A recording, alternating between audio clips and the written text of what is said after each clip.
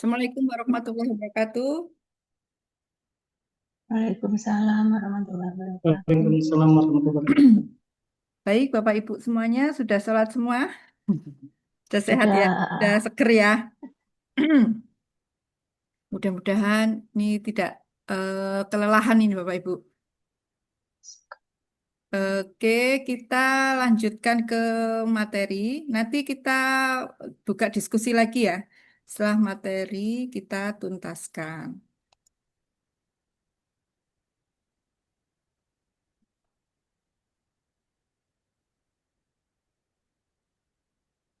Ya, oke, ini adalah kriteria yang sudah kita bahas tadi, komitmen dan tanggung jawab, kemudian ada bahan, dan sekarang kita lanjut ke kriteria ketiga, yaitu proses produk halal atau kita singkat dengan PPH, gitu ya, proses produk halal atau PPH. Apa sih yang harus kita perhatikan ketika kita meriksa kriteria yang penerapan kriteria yang ketiga di sebuah perusahaan atau pelaku usaha? Sebab saya mencong ya, buru-buru. Jadi definisi dari PPH itu adalah rangkaian kegiatan yang menjamin kehalalan produk Bapak Ibu, mencakup mulai dari penyediaan bahan, pengolahan, kemudian tahapan penyimpanan, tahapan pengemasan, tahapan pendistribusian, penjualan, dan penyajian. Ada 7 tahapan atau 7 kegiatan PPH atau 7 tahapan proses produk halal. Di pelaku usaha bisa jadi semuanya ada. Kalau misalnya itu catering atau restoran, ini kemungkinan ada semua untuk 7 tahapan PPH yang harus kita verifikasi bagaimana prosesnya. Kalau misalnya ada perusahaan logistik, kemungkinan dia hanya di tahapan penyediaan bahan, kemudian pengemasan, mungkin ada kemas ulang, dan sampai penyimpanan dan distribusi. Jadi disesuaikan dengan proses bisnis atau ruang lingkup usaha dari pelaku usaha tersebut. Ya, untuk definisi PPH. Ada 3 hal yang harus kita perhatikan ketika kita memeriksa terkait pemantauan penerapan kriteria yang ketiga ini. Yaitu yang pertama lokasi dan tempatnya, kemudian terkait peralatan dan perangkat PPH-nya, dan yang ketiga adalah prosedur. Ya, jadi ada 3 hal yang harus kita perhatikan ketika kita melakukan pemeriksaan terkait implementasi kriteria yang ketiga ini, proses produk halal ini. Terkait lokasi, tempat, dan alat, kita harus pastikan bahwa jika ada produk yang diproduksi dan itu adalah produk yang tidak halal, maka harus dipisahkan lokasi, tempat, dan alat proses produksinya. Gitu ya. Tidak boleh dalam satu lini produksi, harus berbeda. Tidak boleh sharing fasilitas. Nah, yang kedua, kita harus pastikan dalam tempat produksi harus dijaga kebersihan dan higienitasnya. Bebas dari najis, bebas dari bahan yang tidak halal. Tidak boleh ada hewan yang berkeliaran, hewan piaraan atau hewan yang lain, karena itu merupakan sumber kontaminasi najis nanti. Baik itu dari kotorannya ataupun dari yang lainnya ya. Itu untuk eh, kriteria kebersihan dan higienitasnya. Jadi kalau misalnya nanti mengaudit, Bapak Ibu harus jalan-jalan memeriksa terkait ruangan, tempat untuk produksinya. Jika misalnya ada lubang di plafon, itu akan jadi temuan juga, karena itu merupakan potensi kontaminasi najis, misalnya akan dimasuki tikus dan hewan yang lain yang merupakan sumber kontaminasi. Terkait lokasi penyembelihan, ini yang harus dipisahkan terkait lokasi ya, yang harus dipisahkan adalah lokasi penyembelihan. Jika ada penyembelihan hewan halal dan tidak halal harus berbeda lokasi. Nah, terkait lokasi tempat dan alat pada PPH penyembelihan, ini ada ketentuannya, Bapak Ibu. Untuk lokasi harus dipisahkan secara fisik antara lokasi rumah potong hewan halal dan tidak halal. Jadi kalau di rumah potong hewan pemerintah itu kan harus ada mengakomodir dua ya, hewan halal dan tidak halal. Itu harus berbeda, berbeda lokasi, dipisahkan secara fisik lokasinya. Kemudian harus dibatasi pagar tembok paling rendah 3 meter. Ini untuk mencegah adanya lalu lintas orang, alat atau produk antar rumah potong. Gitu ya. Kemudian dipastikan tidak berada di daerah rawan banjir, tercemar, asap debu kontaminan lain, gitu ya lokasinya. Kemudian ketika mengaudit RPH atau RPU, kita harus pastikan bahwa mereka memiliki fasilitas penanganan limbah padat dan cair. Dan kalau ada rumah potong hewan halal dan tidak halal, maka ini fasilitasnya terpisah, tidak boleh bersama. Kemudian konstruksi dasar untuk seluruh bangunannya itu harus dipastikan bagus, baik gitu ya, mampu mencegah kontaminasi. Dan pasti dipastikan pula untuk lokasinya, tempatnya, pintu harus terpisah antara hewan potong yang mau disembelih gitu ya, masuknya hewan yang masih hidup dan untuk pintu keluarnya karkas dan dagingnya. Jadi tidak boleh satu pintu. Ini menimbulkan kontaminasi silang nanti.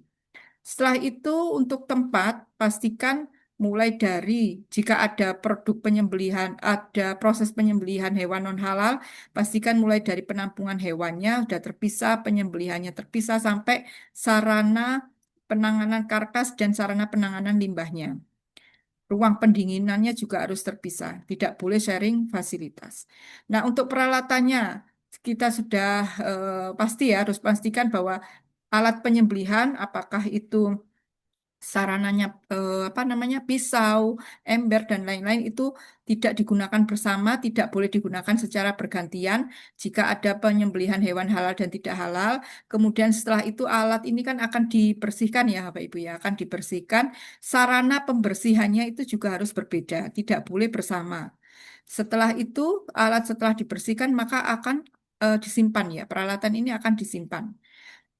Nah, tempat penyimpanannya itu juga harus berbeda, harus sendiri-sendiri.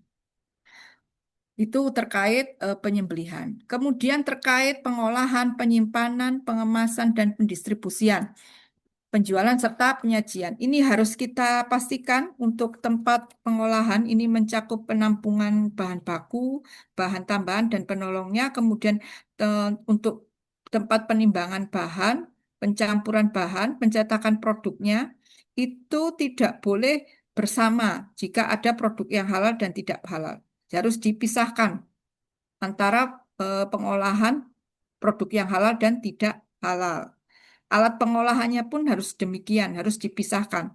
Peralatannya, sarana pemeliharaan alatnya, pembersihan alatnya itu juga harus dipisahkan, ya. Misalnya untuk restoran ada pengolahan, mereka juga menjual bir atau minuman keras. Nah, itu juga harus pisah semuanya. Terus dipastikan sudah terpisah semuanya, baik itu tempatnya, peralatannya, sarana pembersihannya, gitu ya. Kemudian untuk penyimpanan, nah, gudang penyimpanan, jika misalnya ada produk yang halal dan tidak halal yang disimpan, maka harus dipastikan tempat dan alat penyimpanannya pun itu berbeda. Mulai dari penerimaan bahannya sampai kemudian pada saat penyimpanan bahan dan produknya itu harus dipisahkan, tidak boleh bersama antara yang produk halal dan tidak halal. Ini gudangnya. Kemudian setelah itu ada tempat kalau sudah jadi produk kan akan dikemas ya. Nah, tempat dan pengemasan produk ini itu mencakup ada bahan kemas, ada sarana pengemasannya. Itu harus dipisahkan, Bapak Ibu. Sarana bahan, sarana pengemasan, bahan pengemasan, alat kemasnya itu harus dipisahkan jika ada produk yang halal dan tidak halal.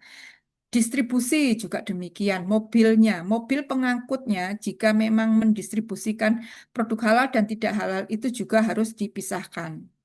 Sarananya, alat transportasinya harus dipisahkan. Ini untuk distribusi nanti ada keterangan lebih lanjut ya.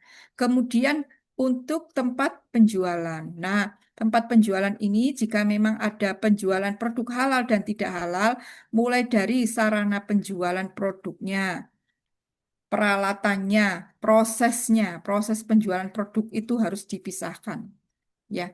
Kalau ada toko menjual produk halal dan tidak halal, itu mulai dari sarananya, peralatannya, alat pajangnya, gitu ya. Proses penjualannya itu harus dipisahkan.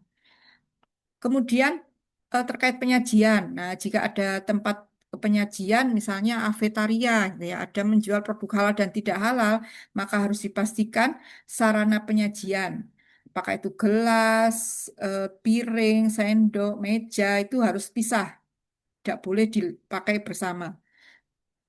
Berikut juga proses penyajiannya. Trolinya itu harus dipisahkan, ya. Sarana pencucian peralatannya, piring, gelas, sendok garpu dan seterusnya itu harus dipisah untuk tempat pencuciannya. Jadi, kesimpulannya adalah ketentuan pemisahan alat dan tahapan PPH itu sifatnya harus jika ada produk halal dan tidak halal. Tidak menggunakan alat secara bergantian, tidak sharing, kemudian menggunakan alat pembersihan yang berbeda. Jika setelah dibersihkan maka itu akan disimpan, sarana penyimpanannya juga harus sendiri-sendiri, tidak boleh bersama. Gitu ya. Nah, pengecualian terkait pendistribusian, Bapak Ibu. Jika ada pendistribusian antara produk halal dan tidak halal, ini sebenarnya masih ada ruang yang diperbolehkan jika didistribusikan bersama. Namun ada syarat ketentuan yang berlaku. Syaratnya apa? Syaratnya itu bukan produk segar asal hewan. Jadi yang didistribusikan bersama itu bukan produk segar asal hewan. Jadi daging sapi dan daging babi nggak boleh didistribusikan bersama. Atau produk olahan hewan yang dibekukan. Misalnya sudah jadi bakso, bakso sapi dan bakso babi. Kemudian di frozen, didistribusikan bersama itu tidak diperbolehkan. Jadi di luar produk ini masih dibolehkan untuk didistribusikan bersama. Namun ada syarat berikutnya. Syarat berikutnya adalah pelaku usaha menjamin tidak terjadi kontaminasi silang antar produk yang didistribusikan. Contoh, harus ada SOP yang detail, gitu ya. SOP pendistribusian, harus ada penandaan yang jelas, harus ada pengemasan berulang, misalnya untuk menjamin tidak terjadi kebocoran. Ya, harus ada pencatatan yang jelas terkait produk yang didistribusikan sehingga menjamin tidak ada kontaminasi silang antar produk tersebut gitu ya. Ini terkait distribusi. Nah, untuk keterangan lain untuk logistik atau pendistribusian Bapak Ibu pastikan ketika mengaudit halal mengaudit apa distribusi logistik halal itu memastikan status halalnya. Pelaku usaha harus melakukan verifikasi atau melakukan pemastian status halal. Seluruh produk yang dibawa harus jelas status kehalalannya. Apakah itu halal, subhat, atau non-halal. Kemudian dihindari adanya kontaminasi. Jadi perusahaan harus memastikan dan menjamin tidak ada kontaminasi silang tadi ya antar produk yang dikelola. Kemudian yang terkait kebersihan wajib ya, wajib dijamin bahwa seluruh fasilitas yang digunakan itu bersih karena halal dan bersih itu tidak dapat dipisahkan. Jadi kalau misalnya ada logistik ya, jasa logistik itu mengajukan sertifikasi halal yang masuk menjadi bahannya itu adalah sabun, kemudian sikat untuk mencuci mobilnya. Sabunnya harus halal, eh, demikian juga sikat yang digunakan, peralatan digunakan, gitu ya. Kalau misalnya mereka menggunakan pencucian sendiri, nggak aman ya. Tapi kalau menggunakan pencucian jasa pencucian mobil pihak ketiga, maka harus dipastikan mereka punya langganan. Jadi tahu langganannya ini pakai sabun apa, kemudian peralatannya bagaimana, airnya bagaimana gitu. Nah, kalau misalnya nggak bisa menggunakan apa jasa pencucian pihak ketiga langganan, misalnya jika SOP-nya jika misalnya mobil itu terkontaminasi najis atau kotor, ya harus segera dibersihkan di tempat tersebut.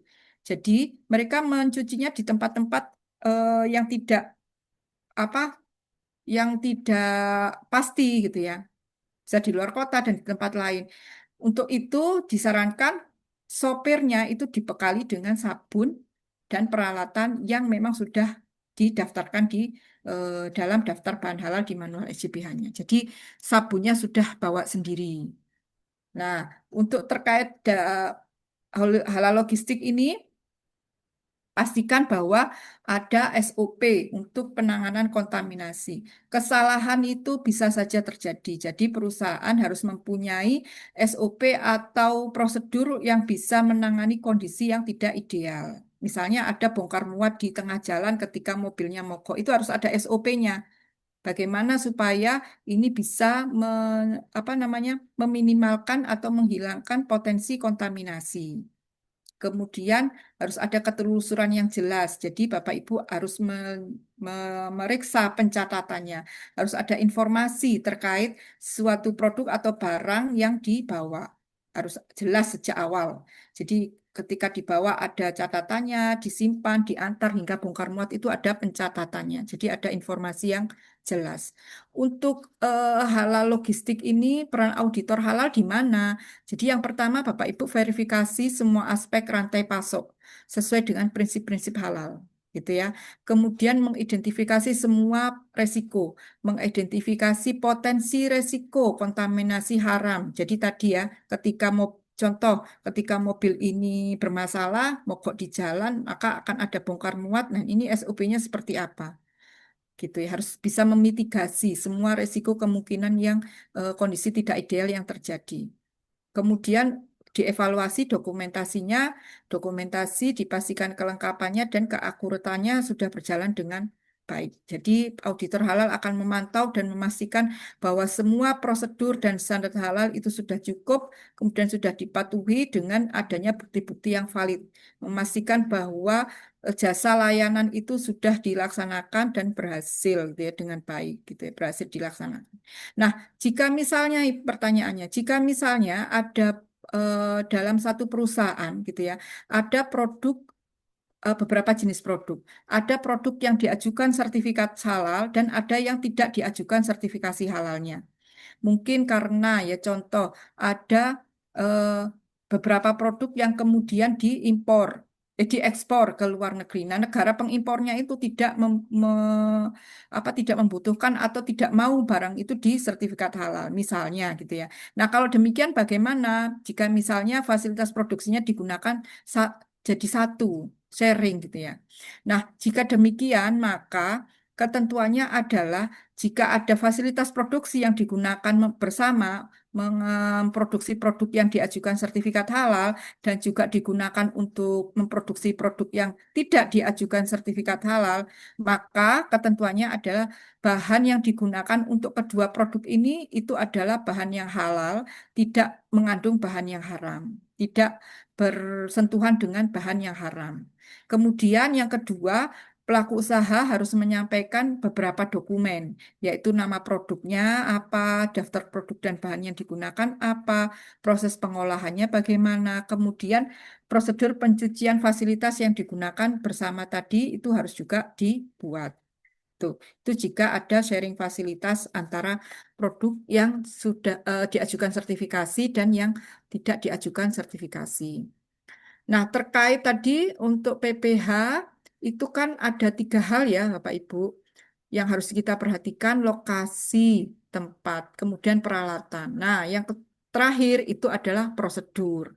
Nah, prosedur terkait ini ketentuannya adalah pelaku usaha ini wajib memiliki dan menerapkan prosedur pelaksanaan PPH secara tertulis dan terdokumentasi. Tentunya sesuai dengan ruang lingkup SJPH pelaku usaha. Jadi ini sifatnya mereka punya prosedur yang tertulis. Jadi Bapak Ibu nanti akan memeriksa semua SOP yang ada di perusahaan atau di pelaku usaha.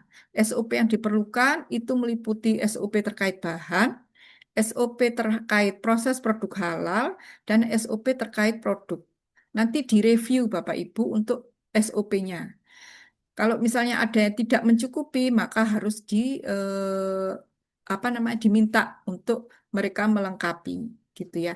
Nah, terkait bahan, misalnya SOP atau prosedur pembelian bahan, SOP pemeriksaan kedatangan bahan, SOP penyimpanan bahan, dan seterusnya. Kalau terkait proses produk halal, Ini misalnya contoh SOP proses produksi.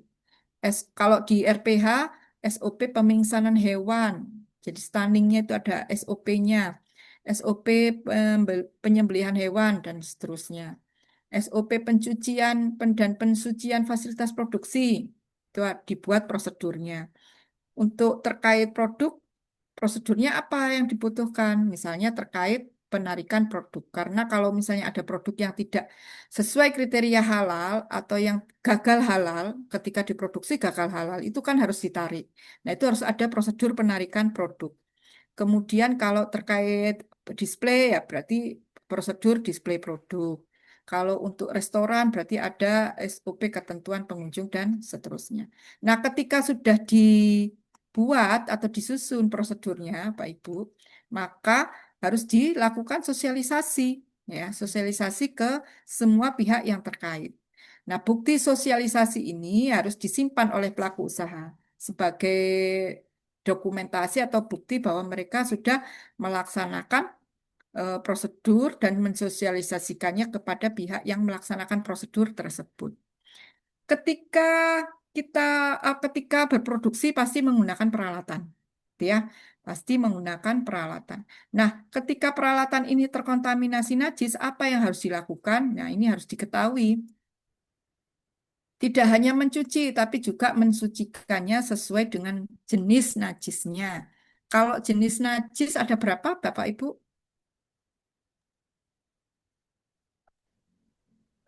Tiga. Ya, Pak. Hmm, Tiga, Bu. Tiga, Bu. ada tiga apa saja, Pak? Najis Najis mukhaladah, Ya, najis najis setengah, najis mutawasitah, berat. najis Mukhafafah. mutawasitah. Oh, Iya, betul.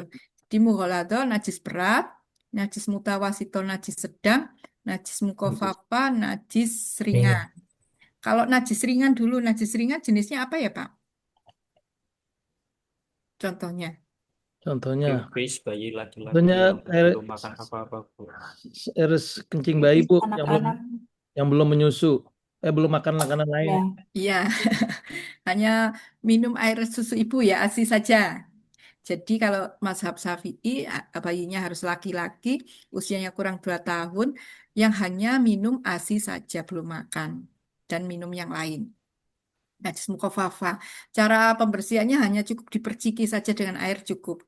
Namun kalau di ruang proses produksi kayaknya kecil kemungkinan ya ada najis mukofafa atau najis ringan. Yang paling banyak adalah najis mutawasito. Kalau najis mutawasito jenis najisnya apa ya contohnya ya Bapak Ibu? Darah. Kotoran, Darah, kencing.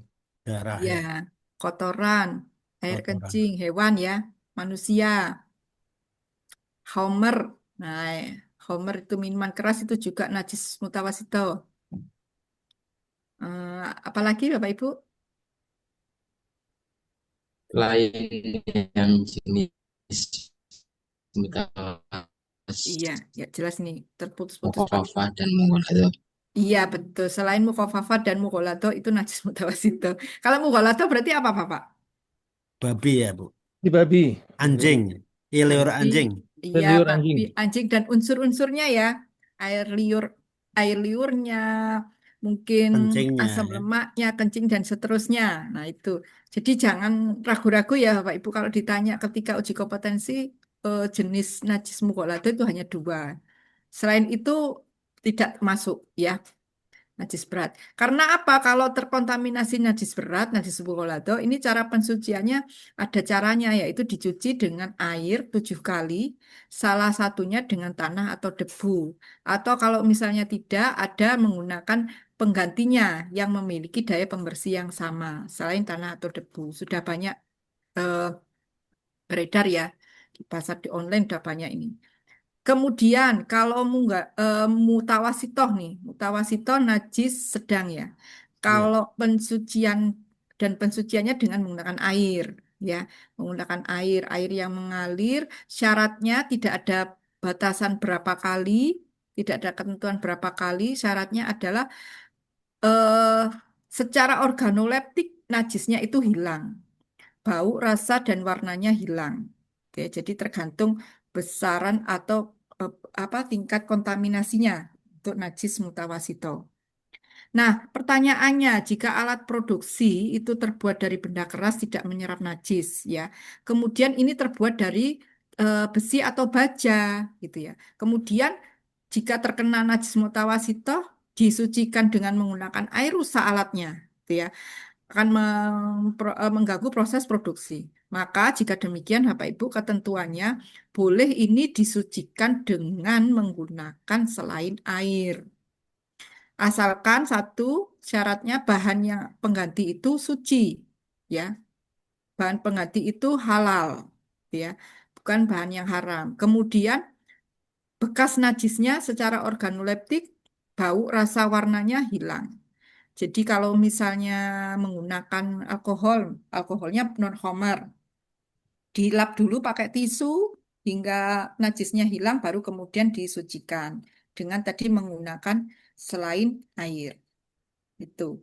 Nah, jika misalnya terkontaminasi atau terkena babi atau najis mughaladhah, maka peralatan ini kan harus disucikan. Tapi jika memang digunakan secara bergantian, itu tidak boleh.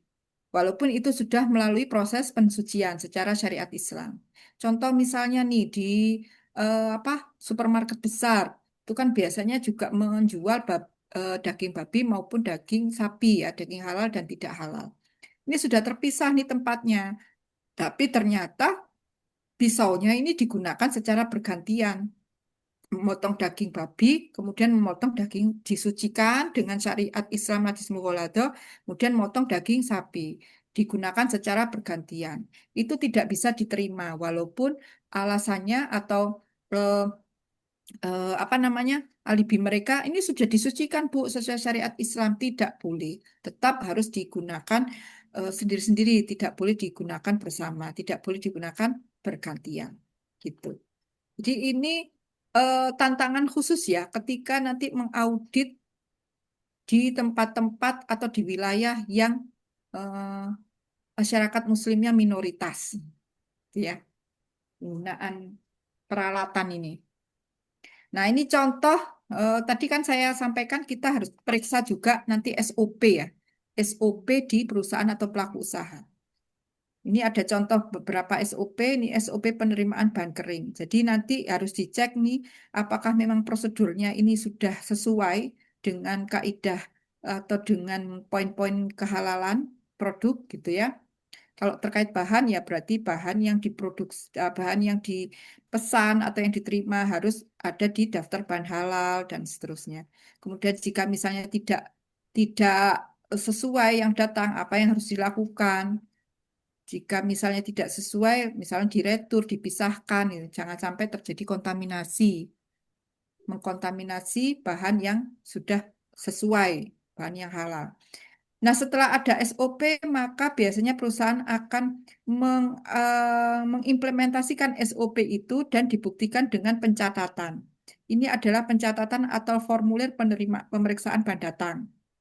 Contohnya aja. Ini ada validasinya dari QC atau QA-nya. Ini contoh form transportasi. Nanti hasil pengecekannya oke atau tidak oke. Kalau tidak oke, maka apa yang harus dilakukan? Nah, ini contoh-contoh pengimplementasian SOP. Ini contoh kalau pencucian, kalau di perusahaan besar ini ada label bersih. Nah, ini akan diperiksa oleh QC-nya ya, staf QC-nya. Nah, itu terkait kriteria yang ketiga, yaitu proses produk halal. Sekarang kriteria yang keempat. Jadi untuk proses produk halal hanya tadi ya prinsipnya tidak boleh Izin, ada sharing fasilitas, tidak izin bertanya boleh, Bu? ya silakan Bu, Pak. Untuk terkait yang ketiga Ya, ini ya. ya, Iya. proses produk halal, Bu. Oke Pak, silakan. Bapak siapa Ini Pak? Mohon izin dengan bisa Bapak Desi, menyebutkan. Bu. Bapak Desi Palembang, Bu. Oh, Bapak Desi lagi ya. Oke. Iya. Oke Pak, Jadi silakan Bapak. berkaitan dengan di sini kan yang kita bahas selamanya adalah produk-produknya aja ya, Bu. Istilahnya yang halal dan non halal. Saya tidak melihat di sini bagaimana dengan petugas atau karyawan yang non Muslim, Bu. Di sini begini, ada suatu tempat pemotongan ayam, ya, dia mungkin tempo hari mau ngajukan untuk sertifikat halal. Nah, di situ pemotongan ayamnya, julehanya saya kira sudah ada, bapak tersebut sudah ada, tapi penjualnya di situ adalah non Muslim, Bu. Itu gimana untuk penyertapan sertifikat halal kita? Apakah bisa kita lanjutkan atau eh, tanya dulu benar nggak dia non Muslim yang petugasnya ini? Sedangkan kriteria di situ kan tidak di produk halal ini tidak ada disebutkan petugas atau karyawan yang bekerja di situ ya Bu. Ternyata di situ ada non Muslim. Nah, gimana Bu? Apakah kita lanjutkan juga sertifikat halalnya? Terima kasih Bu. Terutama Ya, pemotongan ayam, unggas, unggas. baik. Jadi Ya, yang wajib Muslim itu juleha ya, Pak. ya, Sama juga dengan penyelia halal. Jadi kalau ada perusahaan penyelia halal yang pelaku usaha atau pemiliknya non-Muslim tidak apa-apa. Yang menjadi ketentuan adalah penyelia halalnya Muslim. oh Sama jadi juga tidak apa-apa yang petugas lainnya selain non Muslim tidak apa-apa Bu ya. Yang tidak penting apa-apa. julehanya, Ya, yang julehanya. penting Pak, mereka ketika biasanya kan kalau pekerja itu kan akan membawa makanan gitu ya. Iya, Mungkin iya, bekal dan iya. seterusnya itu ada SOP yang jelas tidak boleh membawa Oh, makanan ke dalam ruang proses gitu ya. siap, siap, maaf. Peralatannya juga harus membawa sendiri, tidak boleh dicuci di sana karena kita nggak tahu nih mereka mengkonsumsi apa. Ya, gitu Bu. Nah, Tuh. di situ. Berarti ada kriteria tertentu untuk eh, yang masalah yang di sini Bu ya terkait dengan izin mau sertifikat pemotongan halal tadi, terutama ayam. Walaupun pemotongnya sudah juleha misalnya, tetapi karyawannya hampir sebagian besar adalah non Muslim di situ Bu. Gimana Ya. kita Berarti sebagai harus ada SOP pengaturan karyawan, Pak. baik? Oke, Ketentuan karyawannya harus jelas. ya, Misalnya tidak boleh membawa makanan bekal dari ini dimakan di tempat itu. Ya supaya tidak menghindari ada kontaminasi ya. ya, baik Bu. Seperti itu, Pak. Kalau untuk ininya tidak ada ketentuannya. Oke Bu, makasih Bu. Ya, sama-sama.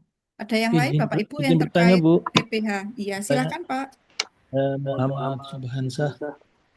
Tadi Pak terkait Maaf, Pak Hamzah. Muhammad Subhansah, Bu. Oh, Muhammad Subhansa. Oke. Tadi Silakan, terkait Pak. logistik halal, Bu. Kan sebelum-sebelumnya istilahnya itu halal dan non halal gitu ya, Bu. Mm-mm. Saya ada istilah subhat. Itu kriterianya apa lagi, Bu? Tadi di slide Ibu terkait logistik halal. Iya, subhat itu berarti kita tidak tahu ini produknya halal atau tidak halal. Jadi harus dipisahkan. Kalau memang itu subhat, artinya kita tidak ada jaminan ini halal atau tidak halal, itu maka harus dipisahkan, Pak. Harus disendirikan.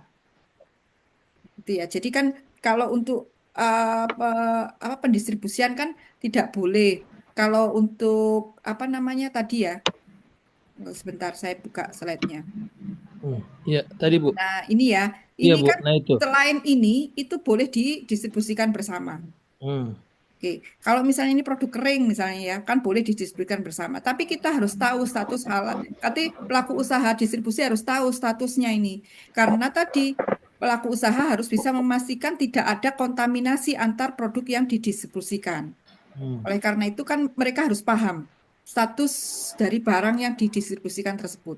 Kalau misalnya memang pasti ini halal, maka dijadikan satu dengan yang halal. Kalau misalnya ini non halal, berarti dijadikan satu dengan yang non halal. Kalau yang subhat, ya berarti harus sendiri juga, karena kita tidak bisa memastikan ini statusnya halal atau tidak halal. Gitu, Pak. Jadi keraguan itu ketika kita datang, Bu ya, melakukan audit ya, memastikan gitu.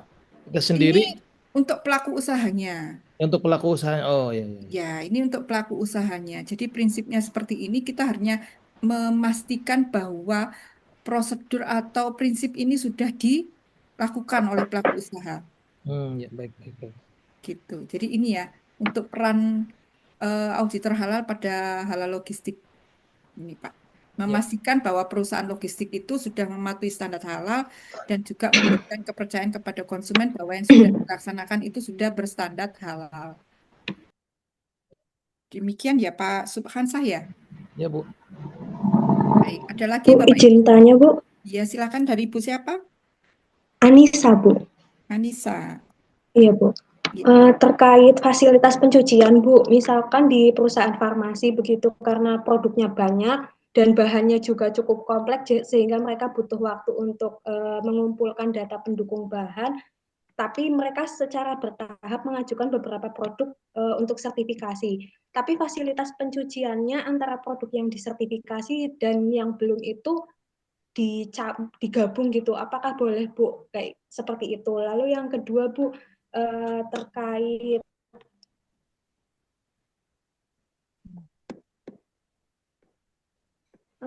itu dulu deh, Bu.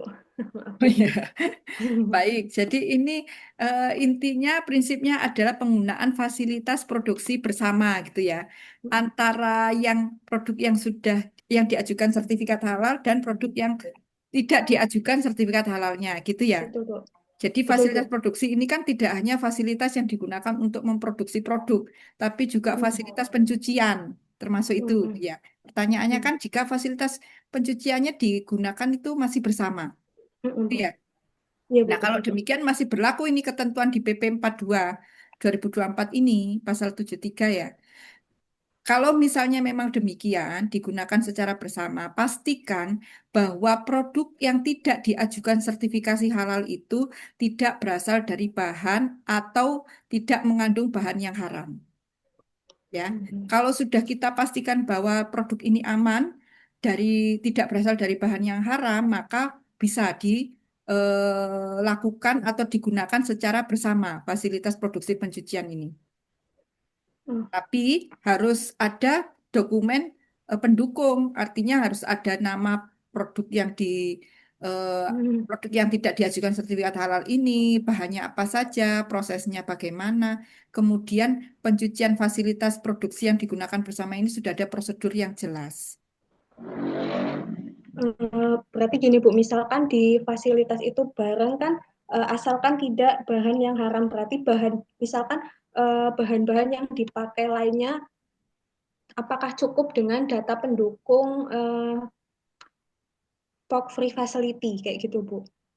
Sementara berarti kan bahan-bahan yang lainnya yang sharing menggunakan apa peralatan tersebut nantinya dicuci kan tidak ada bahan yang kira-kira dari bahan haram begitu, Bu. Cukup dari POC free facility gitu. Ya, kalau misalnya kita mengaudit pelaku usaha ya, pasti pelaku usaha itu sudah mencantumkan surat pernyataan bebas babi. Ya, untuk pengajuan sertifikat halal itu pasti ada di lampiran berapa itu ya, yang di manual SJPH. Di si halal juga mereka harus ngeklik itu, surat pernyataan bebas babi, fasilitas bebas babi. Nah, kalau ini kan kasusnya kalau misalnya ada misalnya 10 produk, yang 5 itu disertifikasi halal, yang 5 tidak diajukan sertifikat halalnya. Sharing boleh atau tidak? Jawabannya boleh. Tapi ketentuannya yang tidak disertifikasi halal ini harus kita tahu, kita pastikan bahwa produk ini halal dari bahan yang halal, tidak ada kontaminasi dari bahan haramnya. Gitu maksudnya. Baik, Bu. Terima kasih, Bu. Iya, sama-sama. Ini Bu Anissa ya. Iya, Bu. Iya, ada lagi Bapak Ibu? Izin Ibu.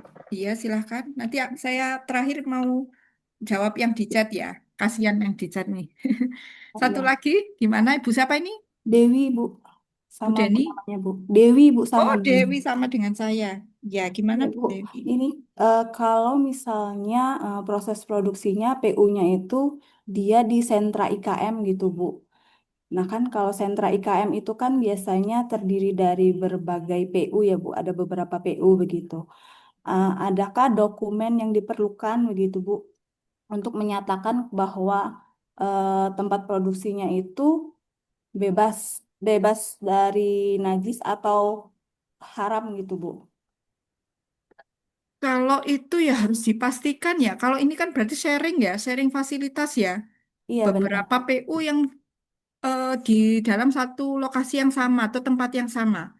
Jadi semua PU ini ya harus dipastikan memang halal gitu ya. Tidak ada penggunaan bahan yang haram. Meskipun yang karena kalau sudah sharing, terus ini, eh, satu, beberapa manajemen gitu ya. yang jadi satu. Gitu ya? Apakah Iya, ini, halo? iya, Bu. Ini ini kasus yang apa namanya terjadi atau hanya berangan-angan ini? Kasus yang terjadi sih, Bu. Oh, kasus yang memang sudah terjadi Iya. ya. Heeh. Jadi di suatu tempat kemudian Mm, ada beberapa pelaku usaha Iya, menggunakan benar, tempat betul. yang sama. Iya, jadi kalau di sentra IKM itu dia memang kayak seperti ada ruangan-ruangan. Jadi PU-nya itu dibagi per ruangan-per ruangan begitu, Bu. Oke. Jadi kalau misalnya memang ada dalam satu tempat ada produk yang halal dan tidak halal itu nggak bisa disertifikasi. Ya, itu yang pertama. Jadi harus dipastikan kalau dalam satu tempat itu semua eh, memproduksi produk yang halal. Gitu. Itu kan ketentuannya seperti itu. Kalau misalnya ada produk yang halal dan tidak halal diproduksi itu harus benar-benar terpisah. Proses pemisahannya ini mulai dari penerimaan bahan sampai proses pengolahan sampai proses penyajian itu harus terpisah. Kalau misalnya tidak bisa demikian ya tidak bisa disertifikasi halal. Kalau masih sharing, jika misalnya ada produk yang tidak halal di tempat yang sama, gitu ya. Kecuali ini pengecualian untuk pendistribusian. Kalau untuk yang lain tidak ada pengecualiannya. Tapi apa perlu dokumen begitu, Bu ya, yang menyatakan saya perjanjian bahwa tidak akan menggunakan bahan haram begitu, Bu? Dokumen dari pelaku usaha yang lain. Iya, eh, mungkin kalau sentra kan lebih ke dinas ya Bu, punyanya dinas begitu kan ya Bu ya. Ataukah diperlukan dari dinasnya mengeluarkan surat perjanjian. Jadi untuk PU-PU yang menggunakan lokasi tersebut harus mendandatangani bahwa mereka tidak akan menggunakan bahan-bahan haram begitu.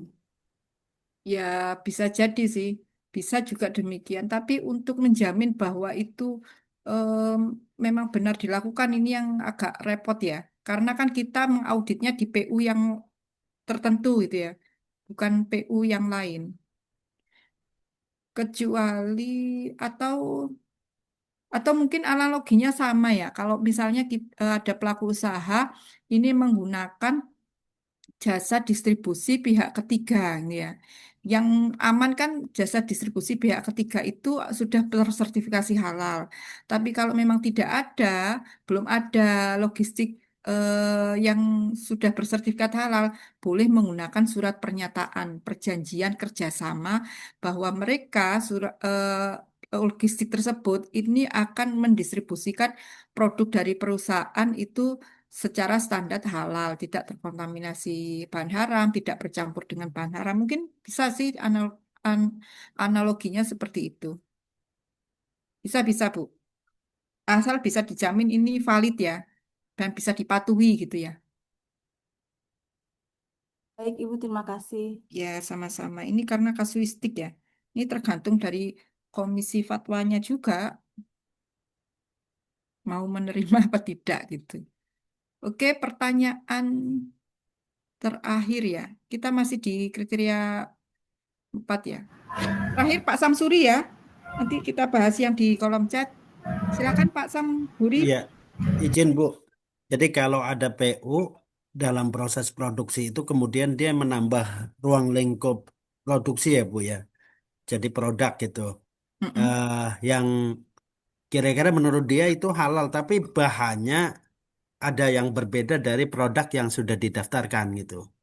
Nah, itu apakah si PU itu wajib melakukan ini agak di luar konteks ya, wajib melakukan pengajuan ulang untuk sertifikasi atau nggak perlu apa produk itu eh, mengingat gini, sertifikasi itu kan masa berlangsungnya sampai kapanpun ya Bu ya, sampai ada ide baru gitu.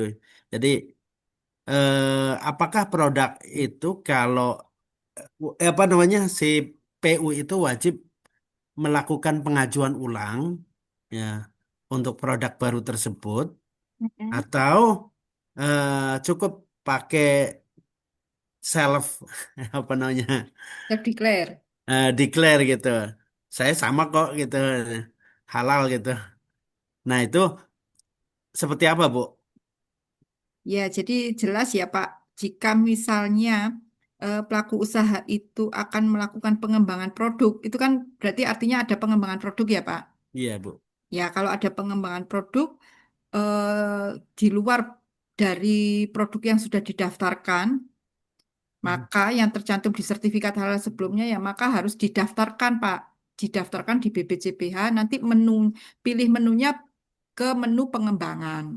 Hmm. Kan ada dua menu ketika pendaftaran itu, baru dan pengembangan. Kalau misalnya ini memang masuk pengembangan saja, maka dikliknya itu masuk ke menu pengembangan yang nantinya itu tidak akan merubah nomor sertifikat halalnya, hanya merubah lampirannya, nanti ditambahkan di lampiran sertifikat halal. Itu Pak. Jadi tetap Ya. harus dilaporkan Pak Ya. untuk pengembangan produk gitu. Ya. Gitu ya Pak. Kecuali kalau nanti baru ya berarti itu tadi sertifikat halalnya keluar baru lagi. Iya. Tapi kalau Biasanya kan masih satu jenis produk itu nggak masih perlu. kalau masih satu jenis produk itu masuk ke pengembangan Pak. Jadi satu sertifikat halal itu untuk satu jenis produk.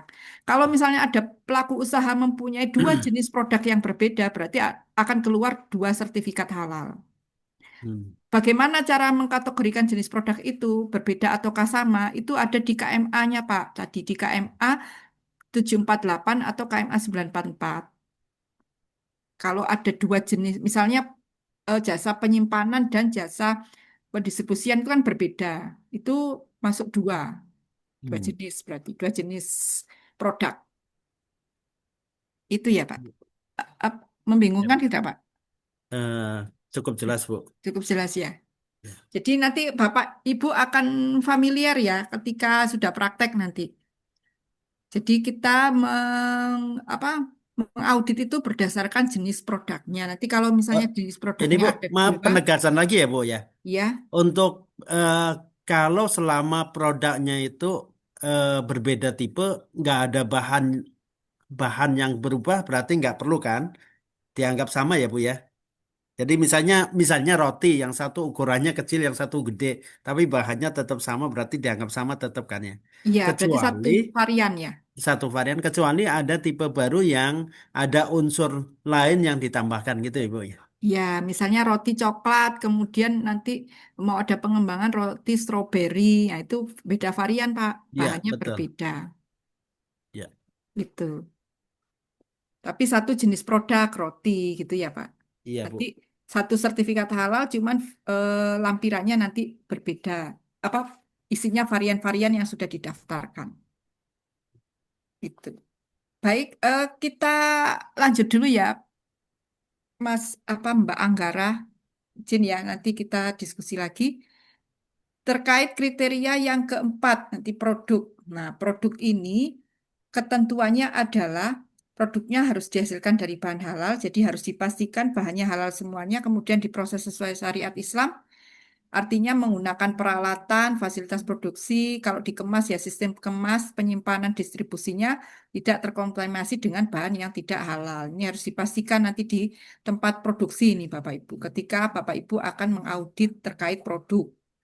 Kemudian harus dijamin ketika sudah jadi produk, ini tempat penyimpanannya, persiapan pengangkutan itu sudah bebas dari bahan haram, dipisahkan secara fisik dari produk atau material yang mungkin tidak halal.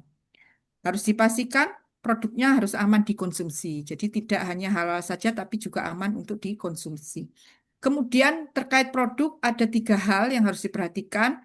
Bentuk produknya, kemudian yang kedua karakteristik atau profil sensori dari produknya, dan yang ketiga nama produk. Bentuk produk ini dipastikan tidak menyerupai hewan, babi, dan anjing ya. Jadi yang menyerupai hewan babi atau anjing meskipun produknya itu halal ini tidak jelas tidak bisa disertifikasi. Atau misalnya ada bentuk yang ada unsur vulgar atau pornografi, ya itu juga tidak bisa disertifikasi. Kemudian untuk profil sensori dipastikan tidak memiliki kecenderungan baik itu baunya, rasanya, atau aromanya itu yang mengarah pada produk haram atau yang dinyatakan haram. Misalnya baunya kok bau minuman keras, padahal nggak ada birnya ini. Dari apa susunan bahannya itu juga tidak bisa disertifikasi. Kemudian nama produk, nah ini yang nama produk ini biasanya Bapak Ibu akan sangat ingat nih. Itu tidak boleh namanya bertentangan dengan syariat Islam atau etika kepatutan berlaku yang dan berkembang di masyarakat. Untuk nama produk ini Bapak Ibu nanti bisa jelas lihat di lampiran B di tabel B1 SNI 99004 tahun 2021. Ini mengatur terkait persyaratan umum pangan halal. Ini tabelnya seperti ini. Jadi kalau misalnya ada produk, kemudian namanya ada simbol kekufuran, kemaksiatan, dan berkonotasi negatif, ini tidak bisa disertifikasi. Contoh, ada nama mie setan, mie iblis es pocong, nah gitu ya. Atau ada Rawon setan itu nggak boleh, Bu. nggak boleh, Pak. Jadi rawonnya dagingnya sapi, prosesnya halal, tapi namanya rawon setan. Itu secara substansi halal, tapi kalau untuk sertifikasi halal tidak akan bisa lanjut, Pak. Harus ganti nama, gitu. Kalau yang netral, bombastis juga nggak boleh, Bu. Apa, Pak? Bombastis? Misalnya bakso mercon gitu ya. Kalau bakso mercon nggak apa-apa, Pak. Ini ada pengecualian di sini, masih diperbolehkan. Jadi nama produknya harus menggunakan tidak boleh menggunakan benda atau hewan yang diharamkan. Nah, itu kan bak itu kan konotasinya babi ya. Nah, tapi ada ada ketentuannya dibolehkan untuk misalnya bakso, bakmi, bakpia, bakwan, bakpao itu boleh karena memang sudah mentradisi dan tidak dipastikan mengandung bahan yang haram. Bir peletok yang di Betawi itu ya, kan namanya bir, tapi itu adalah minuman tradisional rempah-rempah.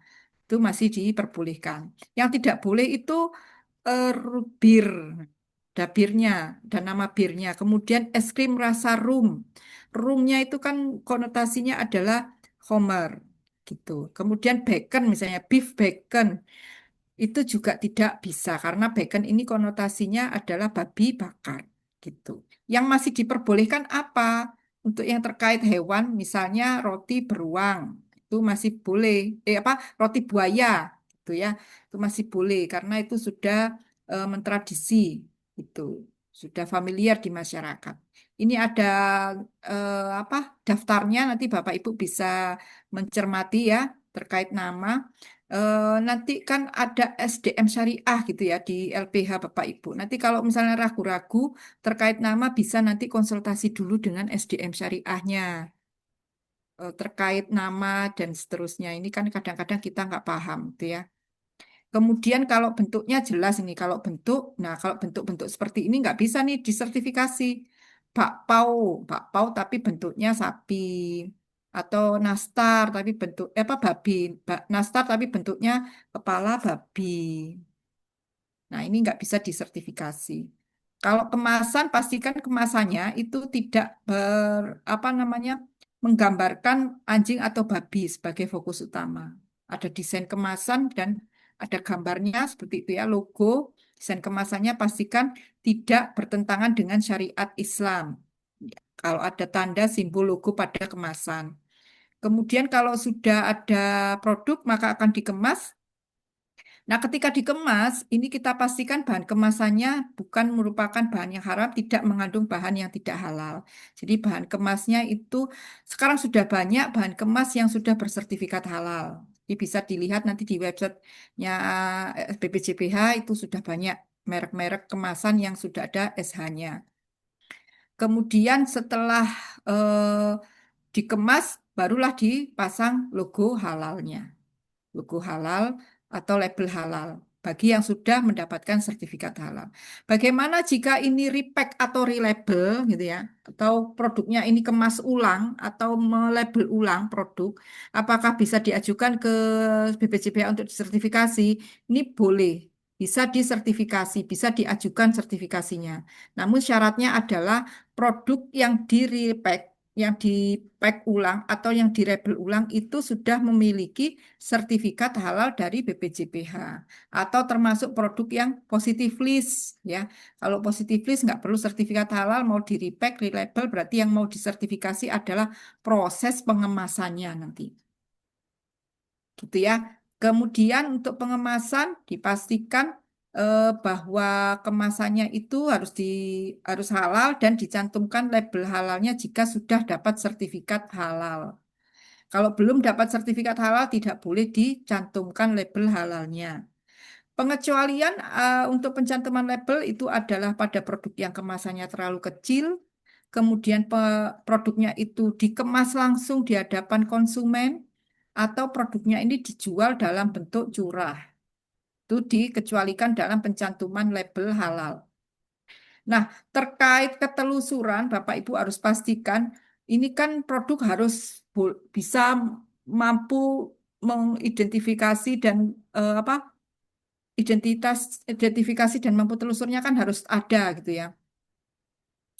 Harus tercermin. Maka pastikan bahwa ada pencatatan yang jelas mulai dari bahan sampai proses penjualan atau proses penyajiannya.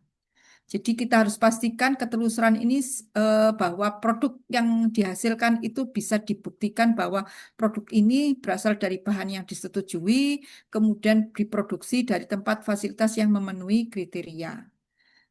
Nah, kalau misalnya sudah jadi produk, bagaimana caranya? Ya dikasih identifikasi, identitas dari produk yang disimpan. Apakah tanggal masuknya atau ada barcode-nya dan sebagainya. Kemudian kalau misalnya kita mau mengaudit ternyata bahannya itu ada kode-kodenya. Boleh nggak Bu? Boleh. Jadi untuk pengkodean, jika menerapkan pengkodean bahan, ini bisa digunakan. Namun harus dipastikan bahwa bahan dengan kode yang sama itu mempunyai status halal yang sama. Ini biasanya kita kalau mengaudit kosmetik. Nah, kosmetik itu kan bahannya macam-macam gitu ya. Biasanya pakai kode yang tahu itu R&D-nya. Tapi ketika audit kita akan diberikan akses untuk mengetahui kode ini itu bahannya apa gitu. Nah, ketika ada produksi sudah menerapkan SJPH gitu ya, mulai dari bahan sampai produk, kira-kira Bapak Ibu, pertanyaan saya, apakah bisa pelaku usaha itu menghasilkan produk yang tidak memenuhi kriteria halal?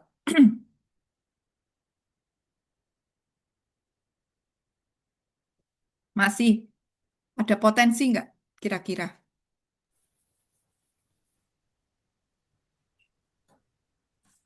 Masih, Bu. Masih Bisa, ya, bisa Bu. bisa ya.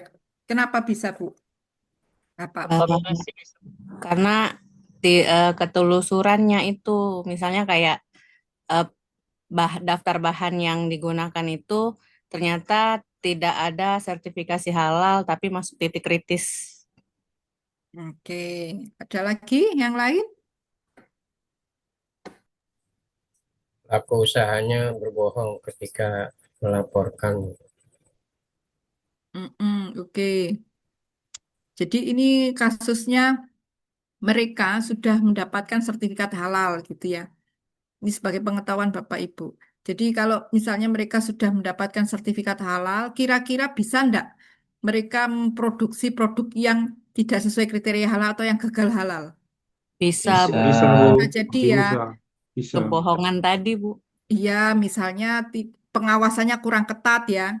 Ya, Ada fungsi ya, penyeliannya tidak jalan misalnya Bu. oke, penyiar tidak jalan atau mungkin SOP-nya tidak dijalankan dengan benar atau human error bisa jadi ya sudah ada SOP tapi human error harusnya misalnya minyaknya ini tidak tersertifikasi halal, tidak halal masuk terlanjur masuk harusnya segera diretur tapi minyaknya ini tidak segera diretur akhirnya masuklah ke proses produksi dibuatlah ayam goreng nah gitu ya kira-kira ayamnya ini halal atau tidak?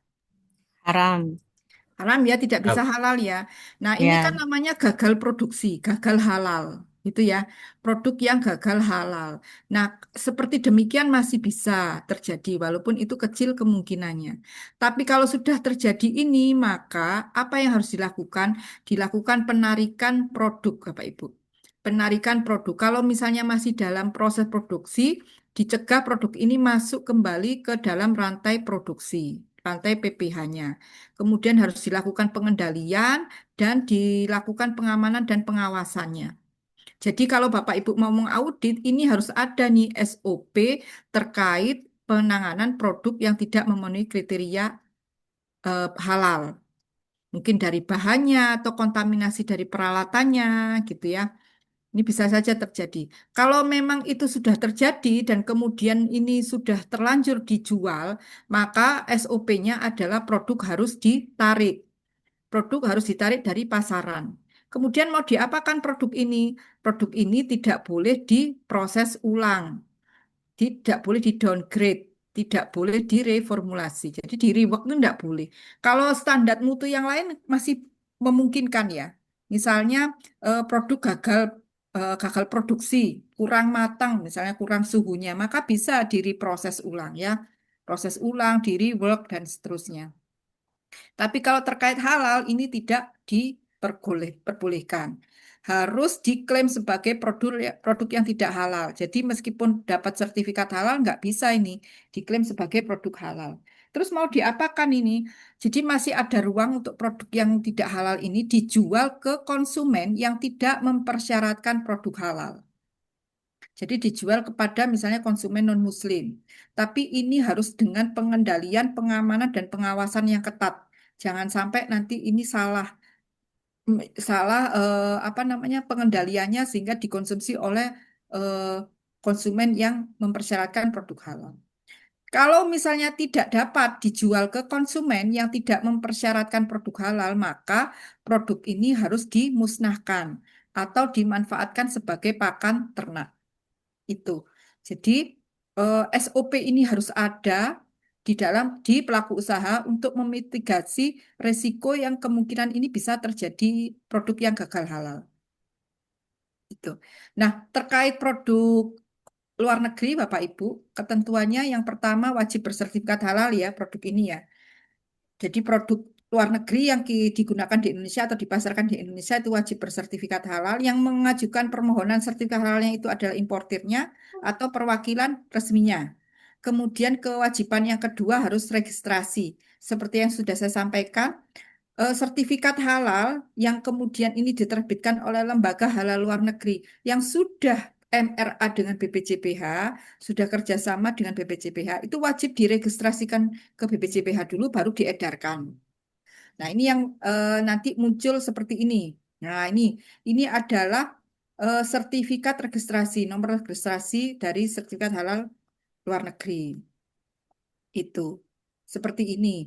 Tapi kan ini pentahapannya belum sampai, pentahapan wajibnya belum sampai. Jadi kemungkinan masih berproses ya. Kalau sudah begini aman.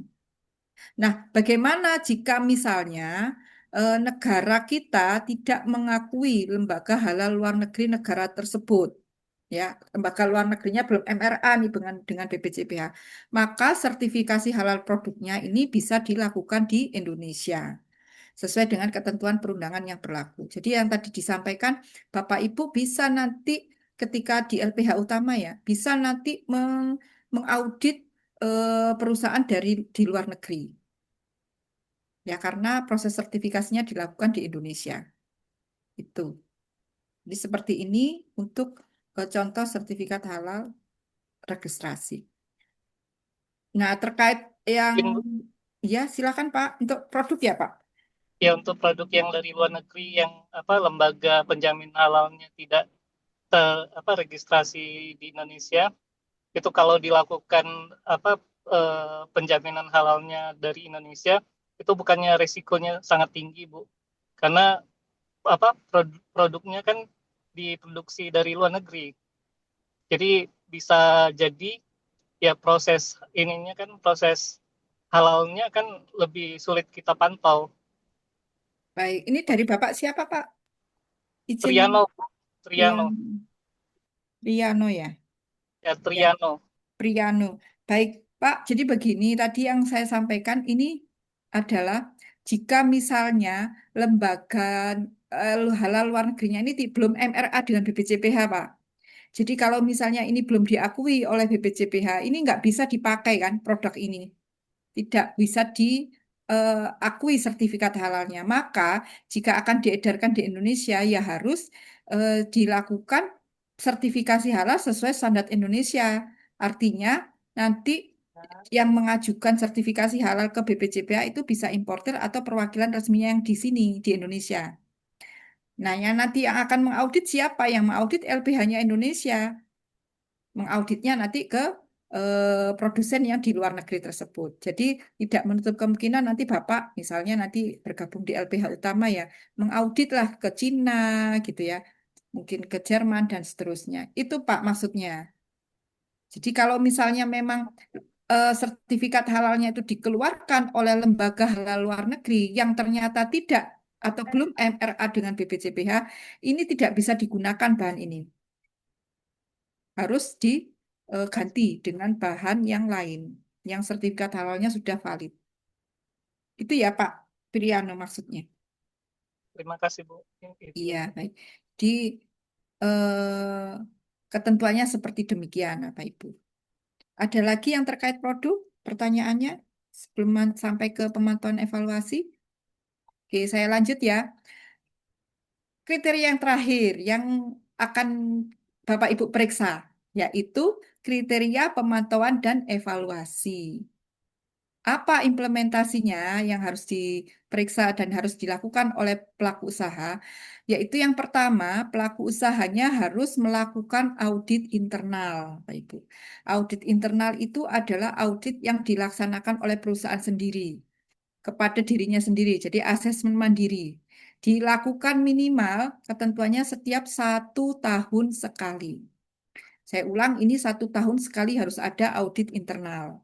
Siapa yang akan melakukan audit internal? Yang melakukan audit internal adalah auditor halal internal perusahaan atau bisa tim manajemen halal yang sudah pernah mengikuti pelatihan.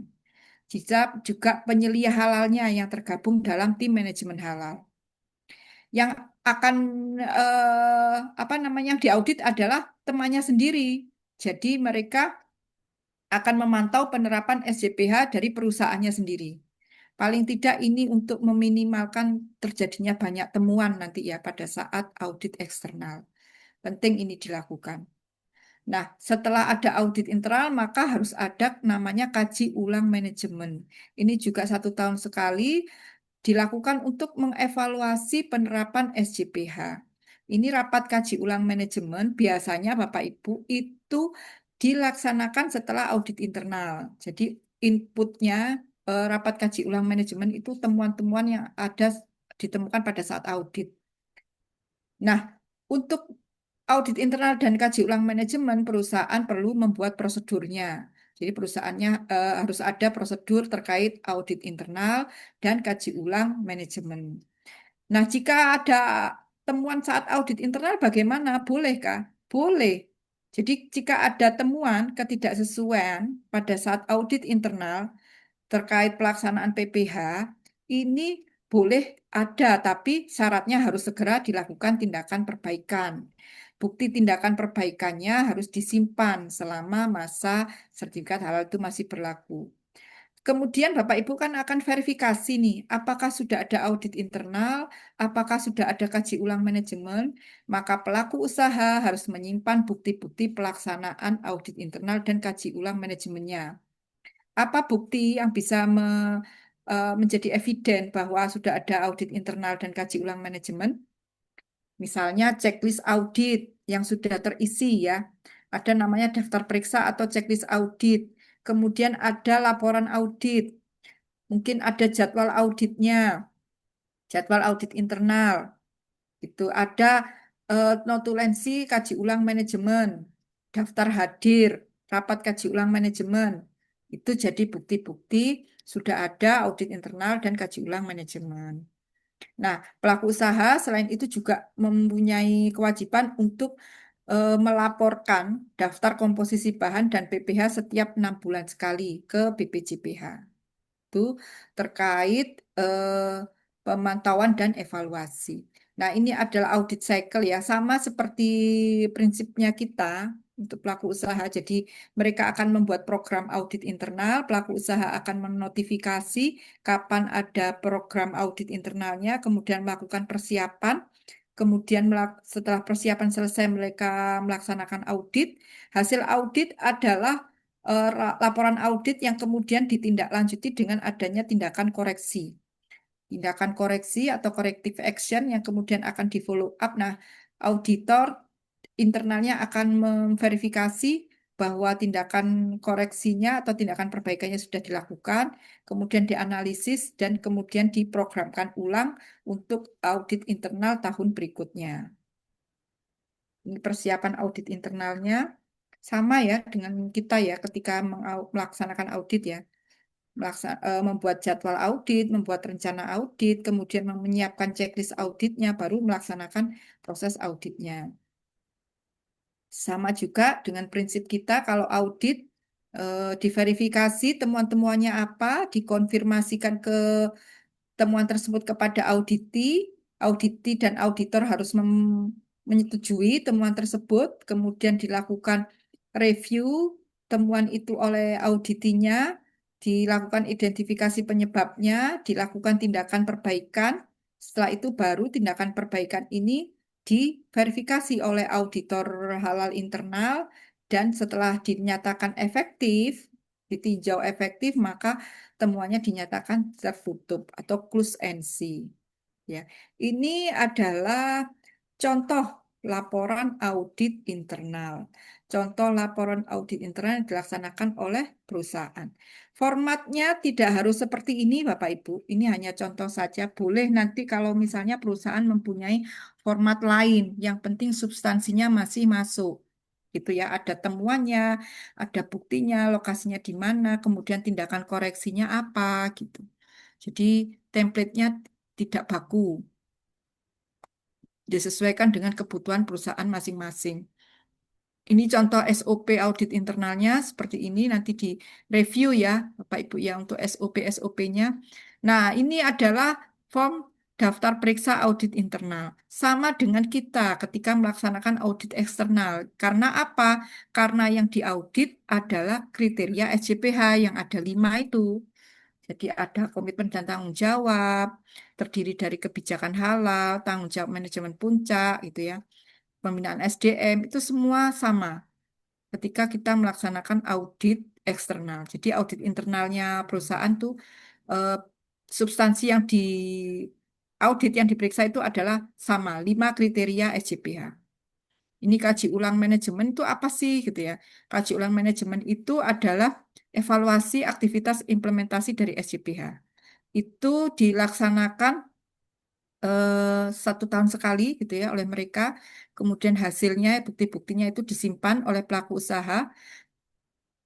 Inputnya itu bisa apa namanya temuan pada saat audit internal ataupun audit eksternal. Kemudian bisa evaluasi kinerja supplier dan seterusnya itu bisa menjadi input bahasan ketika kaji ulang manajemen. Nah, ini contoh terkait pelaksanaan kaji ulang manajemen, ada berita acaranya gitu ya. Ini risalah kaji ulang manajemennya terdiri dari 5 kriteria. Jadi yang dibahas pada saat kaji ulang manajemen itu ya 5 kriteria itu. Komitmen tanggung jawab sampai pemantauan dan evaluasi. Nah, kita sampai di bagian yang terakhir ya, informasi terdokumentasi. Ini adalah struktur sistem dokumentasi yang tertinggi, itu adalah standar sistem. Standar sistemnya ini adalah SJPH, ya, Sistem Jaminan Produk Halal, sesuai Kepkaban 20 tahun 2023, yang nanti akan dijabarkan oleh pelaku usaha menjadi manual SJPH. Jadi manual SJPH itu dibuat oleh perusahaan, masing-masing perusahaan akan berbeda manual SJPH-nya sesuai dengan ruang lingkup usahanya, sesuai dengan proses bisnis usahanya. Yang di dalamnya nanti macam-macam isinya ya manual SJPH, yang nanti Bapak Ibu akan periksa. Setelah itu manual SJPH ini akan dituangkan untuk menerapkannya akan dituangkan secara teknis dalam SOP, Standard Operational Procedure atau SPO ya namanya. Nah, di dalam SOP ini ada instruksi kerjanya dijabarkan dalam beberapa instruksi kerja. kerja. Nah, untuk implementasi bahwa SOP ini sudah dilaksanakan, itu perlu ada bukti pencatatan. Maka disiapkanlah formulir atau catatan yang kemudian diisi ketika sudah dilaksanakan SOP tersebut. Ini adalah informasi terdokumentasi, jadi pelaku usaha harus mempunyai manual SJPH ya, harus mempunyai manual halal, dan kemudian ini harus dipelihara rekaman bukti-bukti pelaksanaannya, disusun manual halalnya, tentunya harus disesuaikan skala industrinya, struktur organisasinya, ruang lingkupnya, tingkat resiko, dan lain sebagainya. Ini harus disesuaikan. Kenapa sih manual SJPH penting? Jadi manual SJPH itu yang ini nanti akan Bapak Ibu periksa ya. Ketika mengaudit itu kan akan memeriksa pertama manual SJPH dari perusahaan. Karena ini merupakan dokumen perencanaan Bapak Ibu. Dokumen perencanaan yang menggambarkan bagaimana sih cara perusahaan ini memenuhi kriteria SJPH. Itu. Jadi tujuannya sih manual SJPH disusun itu ya untuk jadi pedoman gitu ya, untuk jadi pedoman dalam menerapkan SJPH di perusahaan supaya bisa menjaga bahwa prosesnya sudah berlangsung dengan baik secara berkesinambungan sesuai dengan penetapan kehalalan produk, sesuai dengan syarat sertifikasi halal. Kemudian apa sih yang diatur dalam manual SJPH? Ini melingkupi semua fasilitas, Bapak Ibu. Semua fasilitas yang ada di perusahaan. Mulai dari penyediaan bahan, prosesnya diatur dalam manual SJPH, kemudian sampai ke penyajian. Termasuk di dalamnya, jika ada misalnya outlet lain gitu ya, beberapa outlet itu juga dimasukkan dalam manual SJPH. Selama dalam satu manajemennya. Kemudian maklon, jika misalnya produknya dimaklonkan ke perusahaan lain. Kemudian gudang sewa, kalau misalnya menyewa gudang, itu juga masuk ke dalam manual SJPH perusahaan. Ini adalah covernya, jadi Bapak Ibu akan, kalau sudah bertugas sebagai auditor halal, akan familiar dengan ini. Karena ini yang akan Bapak Ibu periksa. Ya, manual SJPH dari perusahaan. Nanti nama perusahaannya akan tinggal diisi. Ini template. Jadi tinggal ngisi aja. Apakah manual SJPH ini bisa direvisi? Bisa. Jadi kalau misalnya ada tadi audit internal, kaji ulang manajemen untuk proses improvement atau pengembangan, perlu ada misalnya penyesuaian atau penyempurnaan manual SJPH klausul A misalnya. Maka dilakukan revisi, revisi 1, revisi 2, dan seterusnya. Ini adalah isi dari manual SJPH. Bapak Ibu akan periksa nih satu-satu ya, lampiran-lampirannya. Nah, di lampiran yang ke-6 ini ada daftar bahan halal. Nah, ini yang nanti Bapak Ibu akan fokus ketika melaksanakan audit bahan ini ya di lampiran 6 ini, lampiran daftar bahan halal. Oke, ini refreshment ya. Sebelum ke pertanyaan, saya jawab pertanyaannya. Ini refreshment tadi ya, terkait kriteria sistem jaminan produk halal. Ada 5 kriteria. Boleh nih, ada yang boleh menyampaikan apa yang sudah diterima tadi. Sebentar saya cari yang tidak kelihatan. Bu Anissa, ada Bu Anissa?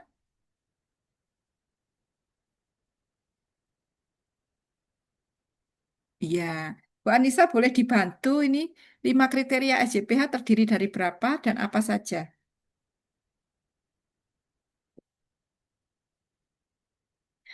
Mikrofonnya belum aktif? 5 kriteria SJPH. Yang pertama komitmen dan tanggung jawab, terdiri dari kebijakan halal, yaitu komitmen dari pelaku usaha terkait bahan dan proses pelaksanaan proses produk halal. Yang kedua tanggung jawab dan manajemen puncak. Yang ketiga pembinaan sumber daya manusia. Tanggung jawab dan manajemen puncak bahwa pelaku usaha menyediakan sumber daya dan sarana prasarana terkait pelaksanaan proses produk halal. Pembinaan sumber daya manusia, pelaku usaha berkomitmen untuk memberikan keterampilan dan pengetahuan kepada seluruh karyawan atau personil yang terlibat dalam proses produk halal terkait dengan sistem jaminan produk halal. Yang kedua, bahan adalah segala bahan yang digunakan pada proses produk halal, meliputi bahan baku, bahan tambahan, bahan penolong, serta bahan penolong dan bahan pengemas. Lalu proses produk halal terkait lokasi, tempat, dan alat yang digunakan dalam memproses produk halal, serta prosedur atau panduan dalam proses produk halal, terutama pada kegiatan-kegiatan kritis. Lalu produk keempat dari kriteria sistem jaminan produk halal adalah produk terkait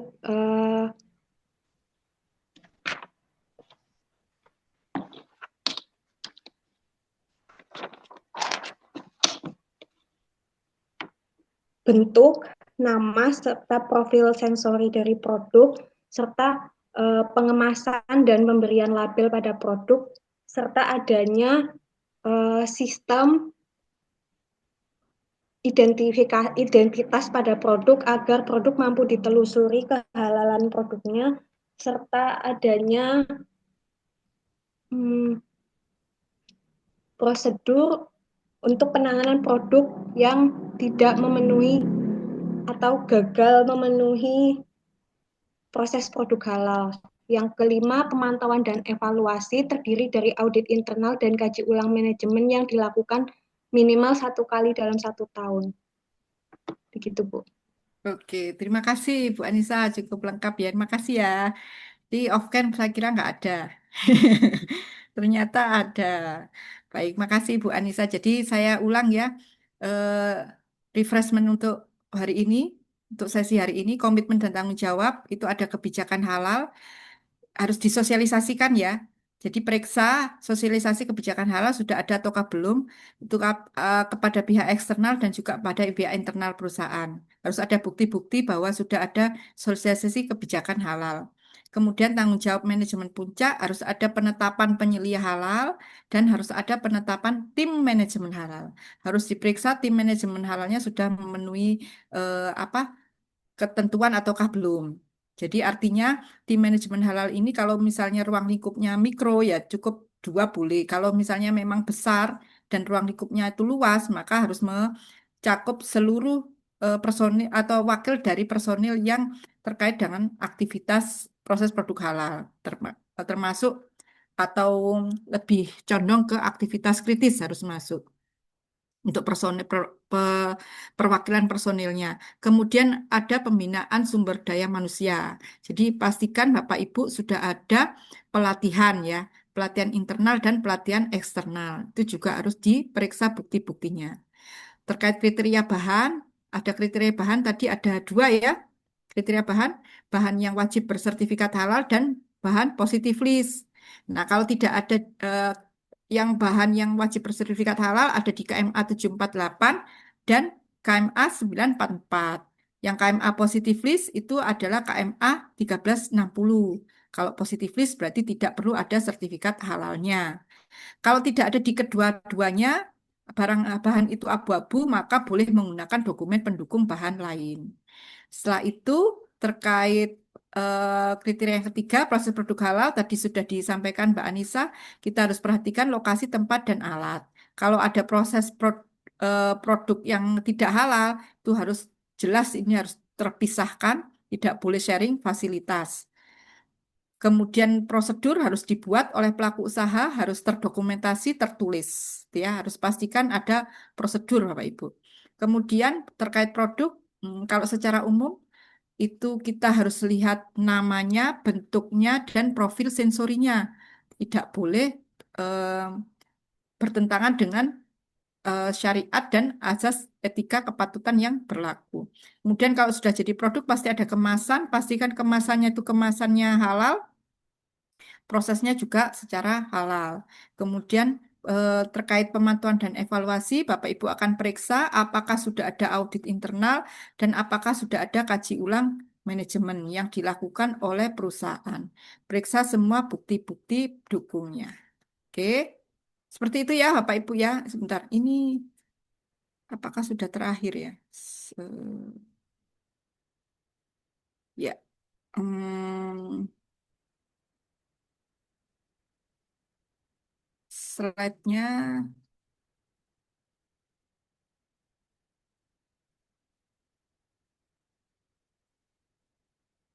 Ini pastikan kalau sudah berakhir.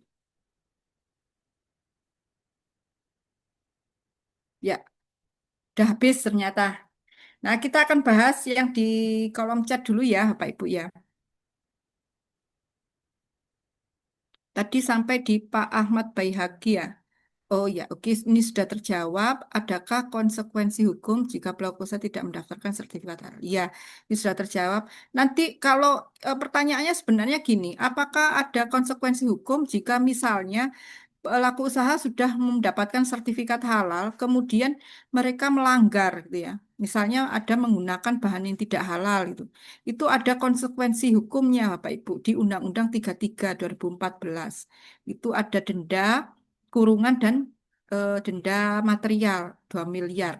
Itu ya, itu sudah diatur di undang-undang. Kemudian untuk pertanyaan Pak Samburi, apakah lembaga transportasi darah terkena aturan halal? Kalau transfusi darah mungkin misalnya PMI ya, Palang Merah Indonesia. Itu kalau transfusi darah karena kan ini sifatnya darurat gitu ya, darurat dan kemudian ini kan tidak untuk dikonsumsi, maka tidak wajib tidak masuk ya untuk sertifikat halal untuk transfusi darah. Karena ini kan tidak untuk dikonsumsi itu.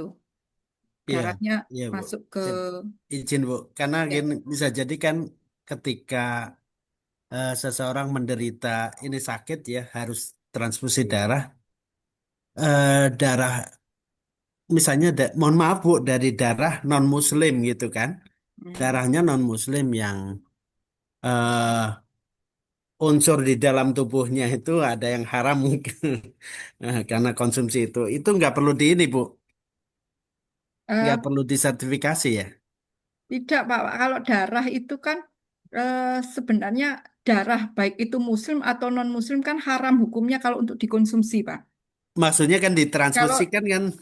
tidak dikonsumsi kan untuk ditransfusikan, Pak. Kalau secara Oh, ini kan sama-sama najis sebenarnya. Tapi kalau untuk hmm. ditransfusi itu tidak ada Nggak kena aturan ya Bu ya. aturan untuk terkait najisnya. Yang dikategorikan najis kan untuk dikonsumsinya, Pak, untuk Ya, ya. dimakan. Ibu izin pertanyaan yang kedua boleh nggak Bu? Oh, silakan, Pak. Ini. Terkait dengan peran LPH Bu. Ketika LPH pertama mengaudit sampai kemudian PU itu mendapatkan sertifikat ya Bu ya. Sertifikat halal. Dalam proses continuous improvement yang dilakukan oleh PU gitu kan. Tadi ada eh, apa namanya? Ada kaji ulang manajemen, ada audit internal. Tetapi di sini peran LPH sudah terlepas ya Bu ya, sudah individu ya, individu Ya. dari LPH. Jadi maksudnya gini, BPJH tahu bahwa satu perusahaan itu eh, komitmen untuk menerapkan itu bentuknya apa, Bu? Dari mana dia tahu? Kan bisa jadi eh, bisa apa namanya melakukan pemalsuan dokumen kan juga bisa. Ya, Mohon maaf, jadi Bu.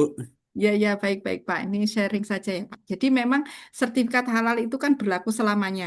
Jadi Bapak Ibu kan mengaudit ketika menyatakan ini sudah layak atau sudah mencukupi dan akan diajukan ke sidang fatwa, kemudian mendapatkan sertifikat halal berdasarkan ketetapan fatwa. BPJPA akan mengeluarkan sertifikat halal. Ini ke depannya seperti apa gitu kan? Siapa yang akan menjaga kehalalan produknya? Nah, ini Nanti ada surveillance, Pak, pengawasan Oh. dari BPJPH setiap 4 tahun sekali. Yang melakukan pengawasan ini nanti ada dari BPJPH dan mungkin akan melibatkan LPH-nya.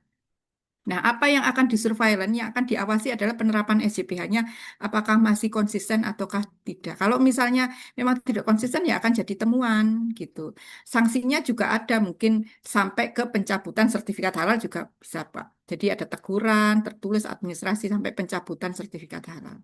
Gitu. Jadi untuk audit internal yang harus dilakukan oleh pelaku usaha itu kan minimal 1 tahun sekali. Nah, nanti laporannya itu harus dilaporkan, Pak, ke BPJPH melalui si halal. Atau kalau ini fasilitasnya kayaknya belum mencukupi nih untuk melaporkan. Jadi harus disimpan dulu oleh pelaku usaha sehingga dia bisa membuktikan bahwa audit internal sudah dilakukan selama minimal 1 tahun sekali. Itu Pak Samburi. Jelas, Demikian Bu. ya Pak. Jelas. Baik. Untuk selanjutnya Bu Suryansyah nih ya, bagaimana pelaku usaha penjual secara online ya Bu? Apakah wajib mensertakan produk online-nya adalah halal? Nah ini kan jadi itu tadi ya asas yang daya saing tadi ya. Jadi kalau untuk misalnya mau menjual produk yang sudah halal ya bisa jadi apa namanya peningkatan daya saing nanti lebih memilih produk yang halal gitu. Izin Bu, itu kan izin Bu.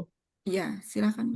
Biasanya kan kalau kita di Shopee atau Tokopedia gitu Bu ya, kalau beli apa eh, apa namanya GoFood apa semacam food gitu ya Bu ya, itu kan Mm-mm.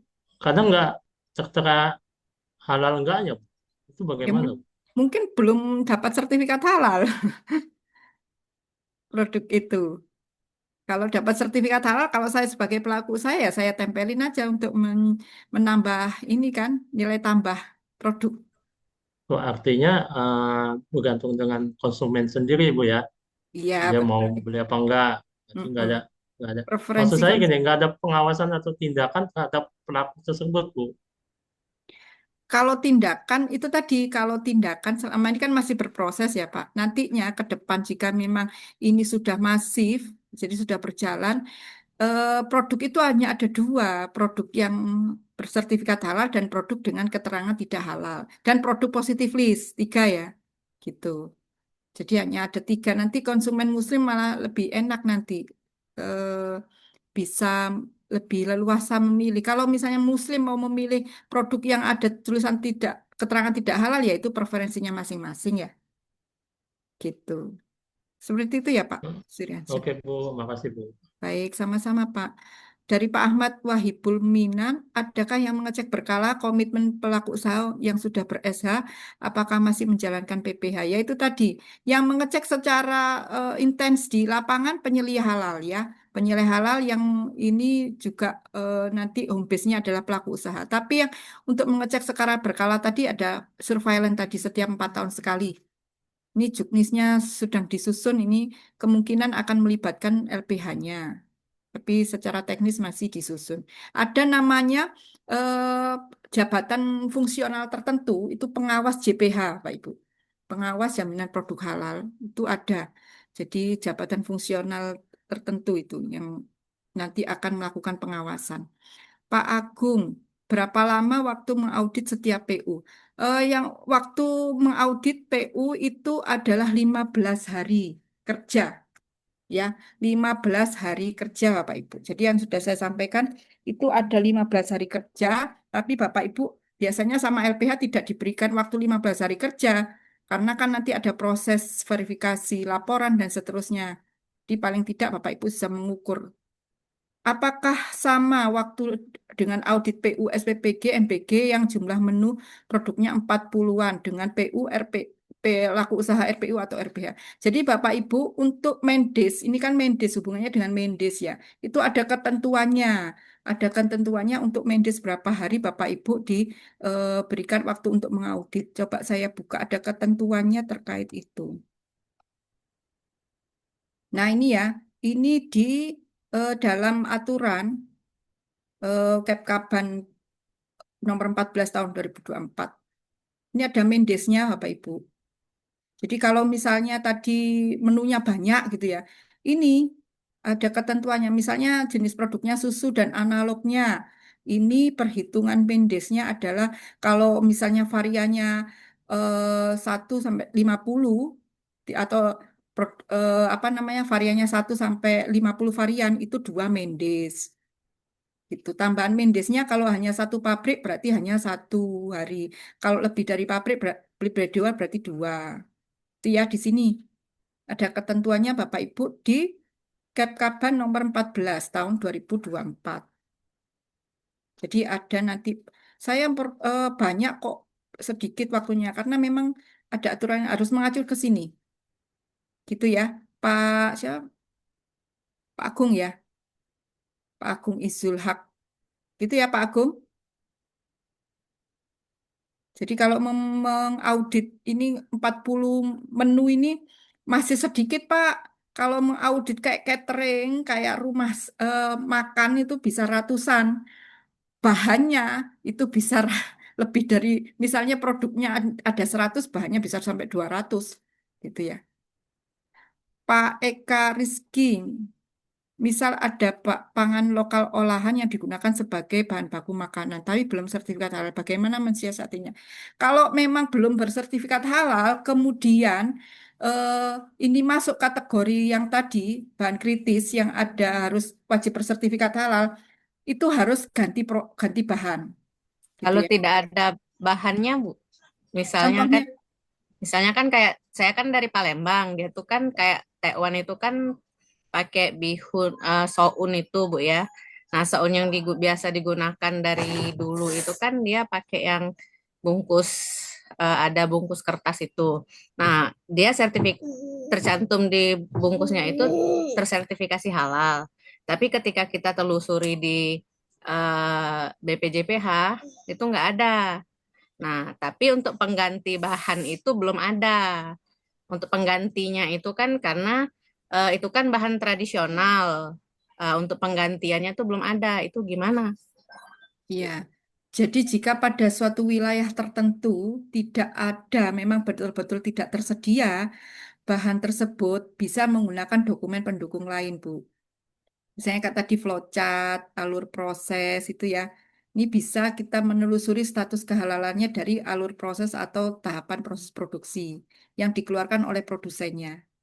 Itu Bu. Kalau misalnya beras gitu ya, beras di satu wilayah itu susah mendapatkan beras yang bersertifikat halal, itu boleh menggunakan dokumen pendukung lain. Tapi kalau untuk misalnya wilayah-wilayah yang sudah ada, ya memang disarankan untuk mengganti bahan yang sudah valid sertifikat halalnya. Itu ya Ibu. Bu Baik, Ibu, Eka. terima kasih. Baik. Sama-sama Bu Arianur. Hani Fadri izin bertanya terkait penyembelihan halal pada PU yang produksi di luar negeri dengan negara minoritas Muslim. Apakah penyembelihan halalnya ini wajib Muslim? Wajib. Ini sudah aturannya. Jadi ini sebenarnya membuka peluang untuk anak-anak muda di negara kita yang Muslim ya, untuk menjadi penyembelihan halal di luar negeri. Gitu. Apakah terdapat penyesuaian untuk kondisi ini? Tidak ada penyesuaian. Jadi wajib Muslim untuk penyembelihan halal karena sudah ada di undang-undang. Bu Anissa izin bertanya, apakah pelaku usaha mikro kecil tim manajemen halalnya juga diperlukan ya Bu? Iya, tetap Bu. Di si halal ketika mereka mendaftarkan sertifikasi halal usahanya di si halal itu sudah harus isi tim manajemen halal dan penyelia halal. Jadi tinggal diketik namanya. Kalau untuk mikro kecil bolehlah pelaku usahanya plus penyelia halal untuk menjadi tim manajemen halal karena keterbatasan SDM ya. Itu. Kemudian Bu Mida izin bertanya jika ada pelaku usaha dengan manufaktur dan resto atau outlet dalam satu PT, apakah memerlukan penyelia halal terpisah manufaktur dan resto atau cukup satu? Untuk pengajuan sertifikat halal itu kan wajib ada penyelia halalnya gitu ya. Berapa jumlah penyelia halalnya dalam satu perusahaan itu tidak ada ketentuannya. Yang penting harus ada, jadi minimal ada satu gitu ya. Nah, ini kalau misalnya mau ada penyelia halal lagi untuk restonya dan kemudian untuk pabriknya ya tidak masalah, lebih bagus lagi gitu. Kalau ini dalam satu manajemen ya, dalam satu pengelolaan manajemen yang sama. Kalau memang manajemen pengelolaannya itu berbeda, itu harus disertifikasi sendiri-sendiri. Karena tadi ada unsur kriteria yang pertama, kriteria komitmen dan tanggung jawab. Yang ini melekat pada pelaku usaha atau manajemen puncaknya. Kalau antara manufaktur dan restonya ini sendiri-sendiri, manajemennya ya harus pengajuan sertifikat halal sendiri-sendiri. Itu penyeliah halalnya juga harus sendiri-sendiri. Tapi kalau dalam satu manajemen, boleh penyeliah halalnya cuma satu, karena belum ada ketentuan yang mengatur jumlah penyeliah halal dalam satu usaha. Minimal ada gitu ya. Begitu ya Bu Mida ya. Kemudian Bu Nur Rahmi, apakah pelatihan internal berbeda dengan pelatihan penyelia halal? Pelatihan penyelia halal itu adalah pelatihan eksternal, bukan pelatihan internal. Kalau pelatihan penyelia halal itu harus ikut ke apa namanya luar, jadi yang diselenggarakan oleh BPJPH, oleh perguruan tinggi atau lembaga pelatihan lain yang sudah diakui oleh BPJPH. Itu kalau penyelia halal. Tapi kalau eksternal itu diselenggarakan oleh perusahaan sendiri, gitu ya. Jika berbeda, siapa saja yang wajib hadir di pelatihan internal? Yang wajib hadir di pelatihan internal adalah personil yang ada di perusahaan. Idealnya semua, tapi kalau tidak bisa, paling tidak yang terkait dengan proses produk halal. Tuh, yang harus mendapatkan pelatihan internal. Kriteria trainernya yang sudah mendapatkan atau sudah mengikuti pelatihan, yang sudah kompeten ya untuk trainernya. Pak Muhammad Subhansah, ketika kita ragu terhadap implementasi pelatihan internal, apakah dibolehkan melakukan wawancara kepada peserta terkait materi yang sudah diberikan? Iya, boleh Pak. Kalau ragu-ragu, boleh Bapak Ibu. Jadi, eh, karena apa? Bapak Ibu yang akan bertanggung jawab terhadap laporan audit ya. Jadi kalau Bapak Ibu ragu-ragu, silahkan untuk menggali berbagai informasi, sehingga akan meyakinkan Bapak Ibu, oh ini memang benar. Itu memang sesuai. Ya, secara bukti perusahaan bisa meninjau daftar hadir, foto, sertifikasi internalnya, boleh Bapak Subhansah. Kemudian dari Pak Ziadatur Rizkia, Ibu atau Bapak ini? Oh Bapak ya, mohon izin bertanya, oh Ibu ini fotonya. Bagaimana dengan menggunakan cicak sebagai bahan obat? Hukumnya halal atau haram? Cicak itu kan haram ya hukumnya. Kalau untuk dimakan tuh haram. Untuk obat juga haram ya, karena untuk obat ya. Tapi secara sesuai apa ketentuan di Islam tidak boleh obat itu berasal dari yang haram, kecuali itu darurat, gitu ya. Jadi kalau di Islam kan kita mengenal tidak boleh berobat pada yang sesuatu yang haram. Nah, kalau cicak ini kan haram, kecuali ini sangat darurat gitu ya. Tidak ada obat selain cicak. Jadi yang haram jangan sampai dibuat obat. Kemudian Bu Siti Nur Rahmi, bagaimana dengan klinik kecantikan ini tadi sudah ya, sudah dijawab menggunakan serum darah sendiri. Kalau untuk darah sendiri kayaknya masih dibolehkan Ibu. Kalau dari serum darah yang lain itu yang tidak boleh hewan itu tidak boleh. Kalau serum darah sendiri yang saya ketahui masih dibolehkan. Pembahasan yang Pak Anggara, saya juga ingin bertanya terkait kopi luwak. Kopi luwak itu kan luwak yang diberi makan kopi, yang kemudian kopi ini difermentasi dalam tubuhnya, kemudian keluar bersama kotoran luwaknya.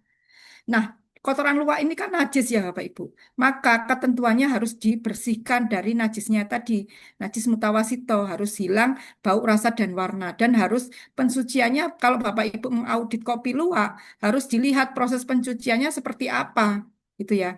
Itu yang pertama, harus air yang mengalir, airnya cukup gitu ya. Sehingga organoleptik dari kotorannya itu sudah hilang. Yang kedua, harus dipastikan biji kopinya itu tidak masih utuh. Jadi lapisannya kulit luarnya masih utuh, tidak retak, tidak pecah. Jadi kalau dalam proses ya harus dilihat apakah ada sortasi dari proses untuk pembuatan kopi luwak itu. Sortasinya harus betul-betul. Kalau ini retak itu nggak bisa, bukan yang halal lagi. Menurut fatwa MUI kopi luwak halal, tapi harus ada syaratnya tersebut tadi, ya untuk pensucian pemisahan dari najisnya tadi. Jadi Bapak Ibu harus kalau di mengaudit harus di video juga ya ketika proses pencucian itu ya misalnya kopi luwak harus di video cara pencuciannya seperti apa karena bisa jadi nanti Pak Yai minta itu supaya meyakinkan bahwa memang sudah sesuai gitu ya. Kalau luwaknya, nah ini haram ya, tapi kopi luwaknya masih bisa dikonsumsi dengan syarat tadi tidak pecah dan tidak ada sudah disucikan. Kemudian busausanil, bagaimana dengan produk obat yang bahannya berasal dari serangga atau hewan invertebrata seperti cacing? Cacing itu kan juga haram ya. Cacing itu kan termasuk hewan hasyarat, artinya hewan yang menjijikkan. Ini haram hukumnya. Jadi untuk obat itu sebenarnya boleh jika dalam kondisi yang darurat. Itu sama ya. Kondisinya sama seperti yang tadi. Karena cacing itu termasuk hewan yang menjijikkan sehingga tidak halal. Bu Mida, Bu, misal lembaga halal luar negeri LHLN itu tidak align dengan BPJPH, artinya tidak MRA mungkin ya. Maka yang berkewajiban sertifikasi halal adalah pihak importernya, betul. Jadi pihak yang perwakilan yang ada di Indonesia atau importirnya. Jika ada LHLN yang align dengan BPJPH namun masa berlaku sudah habis, sedangkan produk masih di gudang, importir apakah hold dulu hingga produk dinyatakan oke saat LHLN sudah diperpanjang? Tidak bisa begitu. Jadi kalau misalnya LHLN-nya itu masa berlakunya sudah habis, maka kita harus pastikan produk ini diproduksi ketika masa berlaku sertifikat halalnya. Contoh misalnya produk minuman gitu ya. Produk minuman ini habis masa berlakunya 1 bulan yang lalu. Kita harus pastikan ini minuman ini diproduksinya kapan? Mungkin 3 bulan yang lalu. Jadi masih ada masa berlaku sertifikat halalnya. Itu baru boleh. Kalau misalnya nunggu diperpanjang ya eh, ya nanti harus pastikan pokoknya harus pastikan dulu produksinya kapan ini diproduksinya kapan apakah pada masa berlaku sertifikat halalnya atau di luar masa berlaku sertifikat halalnya itu ya dari Bu Risa apakah beda kriteria bahan kritis tidak kritis sangat kritis positif list nah kalau nanti ada ya untuk kriteria bahan ini bahan kritis itu bahan yang ada proses pengolahannya, kemudian ada bahan tambahannya, itu masuk bahan kritis. Kalau tidak kritis, itu tadi tidak perlu ada sertifikat halal karena mungkin bahan ini nabati tanpa ada proses pengolahan, tanpa ada proses penambahan bahan lain. Gitu ya. Bahan sangat kritis itu biasanya bahan hewani atau bahan-bahan olahan dari produk-produk hewan itu masuk bahan yang sangat kritis. Kalau positif list berarti memang tidak perlu ada sertifikat halalnya. Bahan nabati tanpa ada proses pengolahan, tanpa ada proses tambahan, tidak ada proses tambahan bahan tambahan lain. Kemudian Bu Rizky Imani terkait bahan jika bahannya sudah sertifikasi halal, kemudian dijual dalam kemasan repack, apakah butuh sertifikasi halal atau bagaimana Bu? Ya, tadi ya untuk repack atau relabel bisa disertifikasi halal, bisa diajukan sertifikasi halalnya. Syaratnya tadi bahannya sudah sertifikasi halal BPJPH atau bahannya merupakan bahan positif list, ya. Kemudian Bu Desi, misalnya PU adalah non-Muslim, tetapi menjual makanan yang halal dan memproduksinya, apakah diperbolehkan dari segi kehalalan? Ya harus dilihat dulu ya, diaudit dulu ini. PU non-Muslim. Kalau misalnya memang bahannya dari proses hulu sampai hilirnya itu terstandar halal, ya bisa saja gitu ya.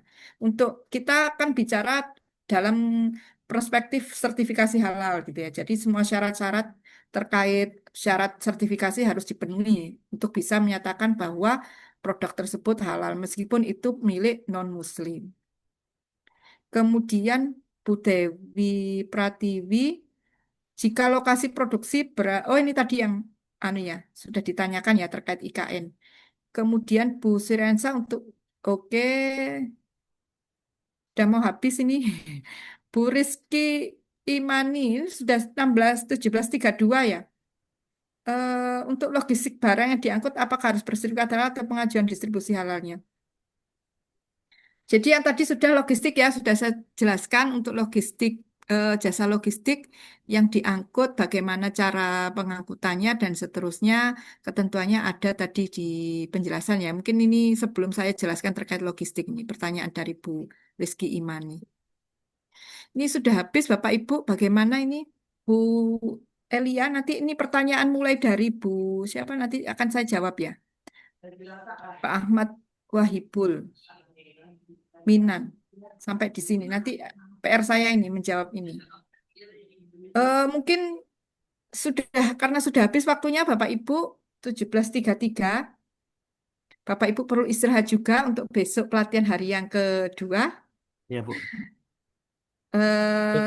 Demikian yang bisa saya sampaikan. Untuk pertanyaan nanti akan saya yang belum terjawab, insya Allah akan saya jawab ya nanti di saya kumpulkan dulu, saya kolek dulu.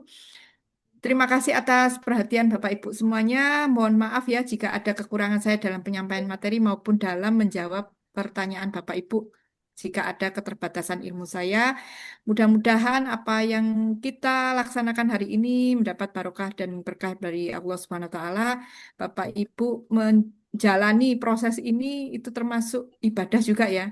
Mencari ilmu adalah wajib hukumnya. Jadi Bapak Ibu insya Allah ini dicatat sebagai amal ibadah untuk Bapak Ibu semuanya. Terima kasih atas perhatian Bapak Ibu semuanya. Saya akhiri, saya pamit undur diri. Wassalamualaikum warahmatullahi wabarakatuh. Waalaikumsalam. Waalaikumsalam.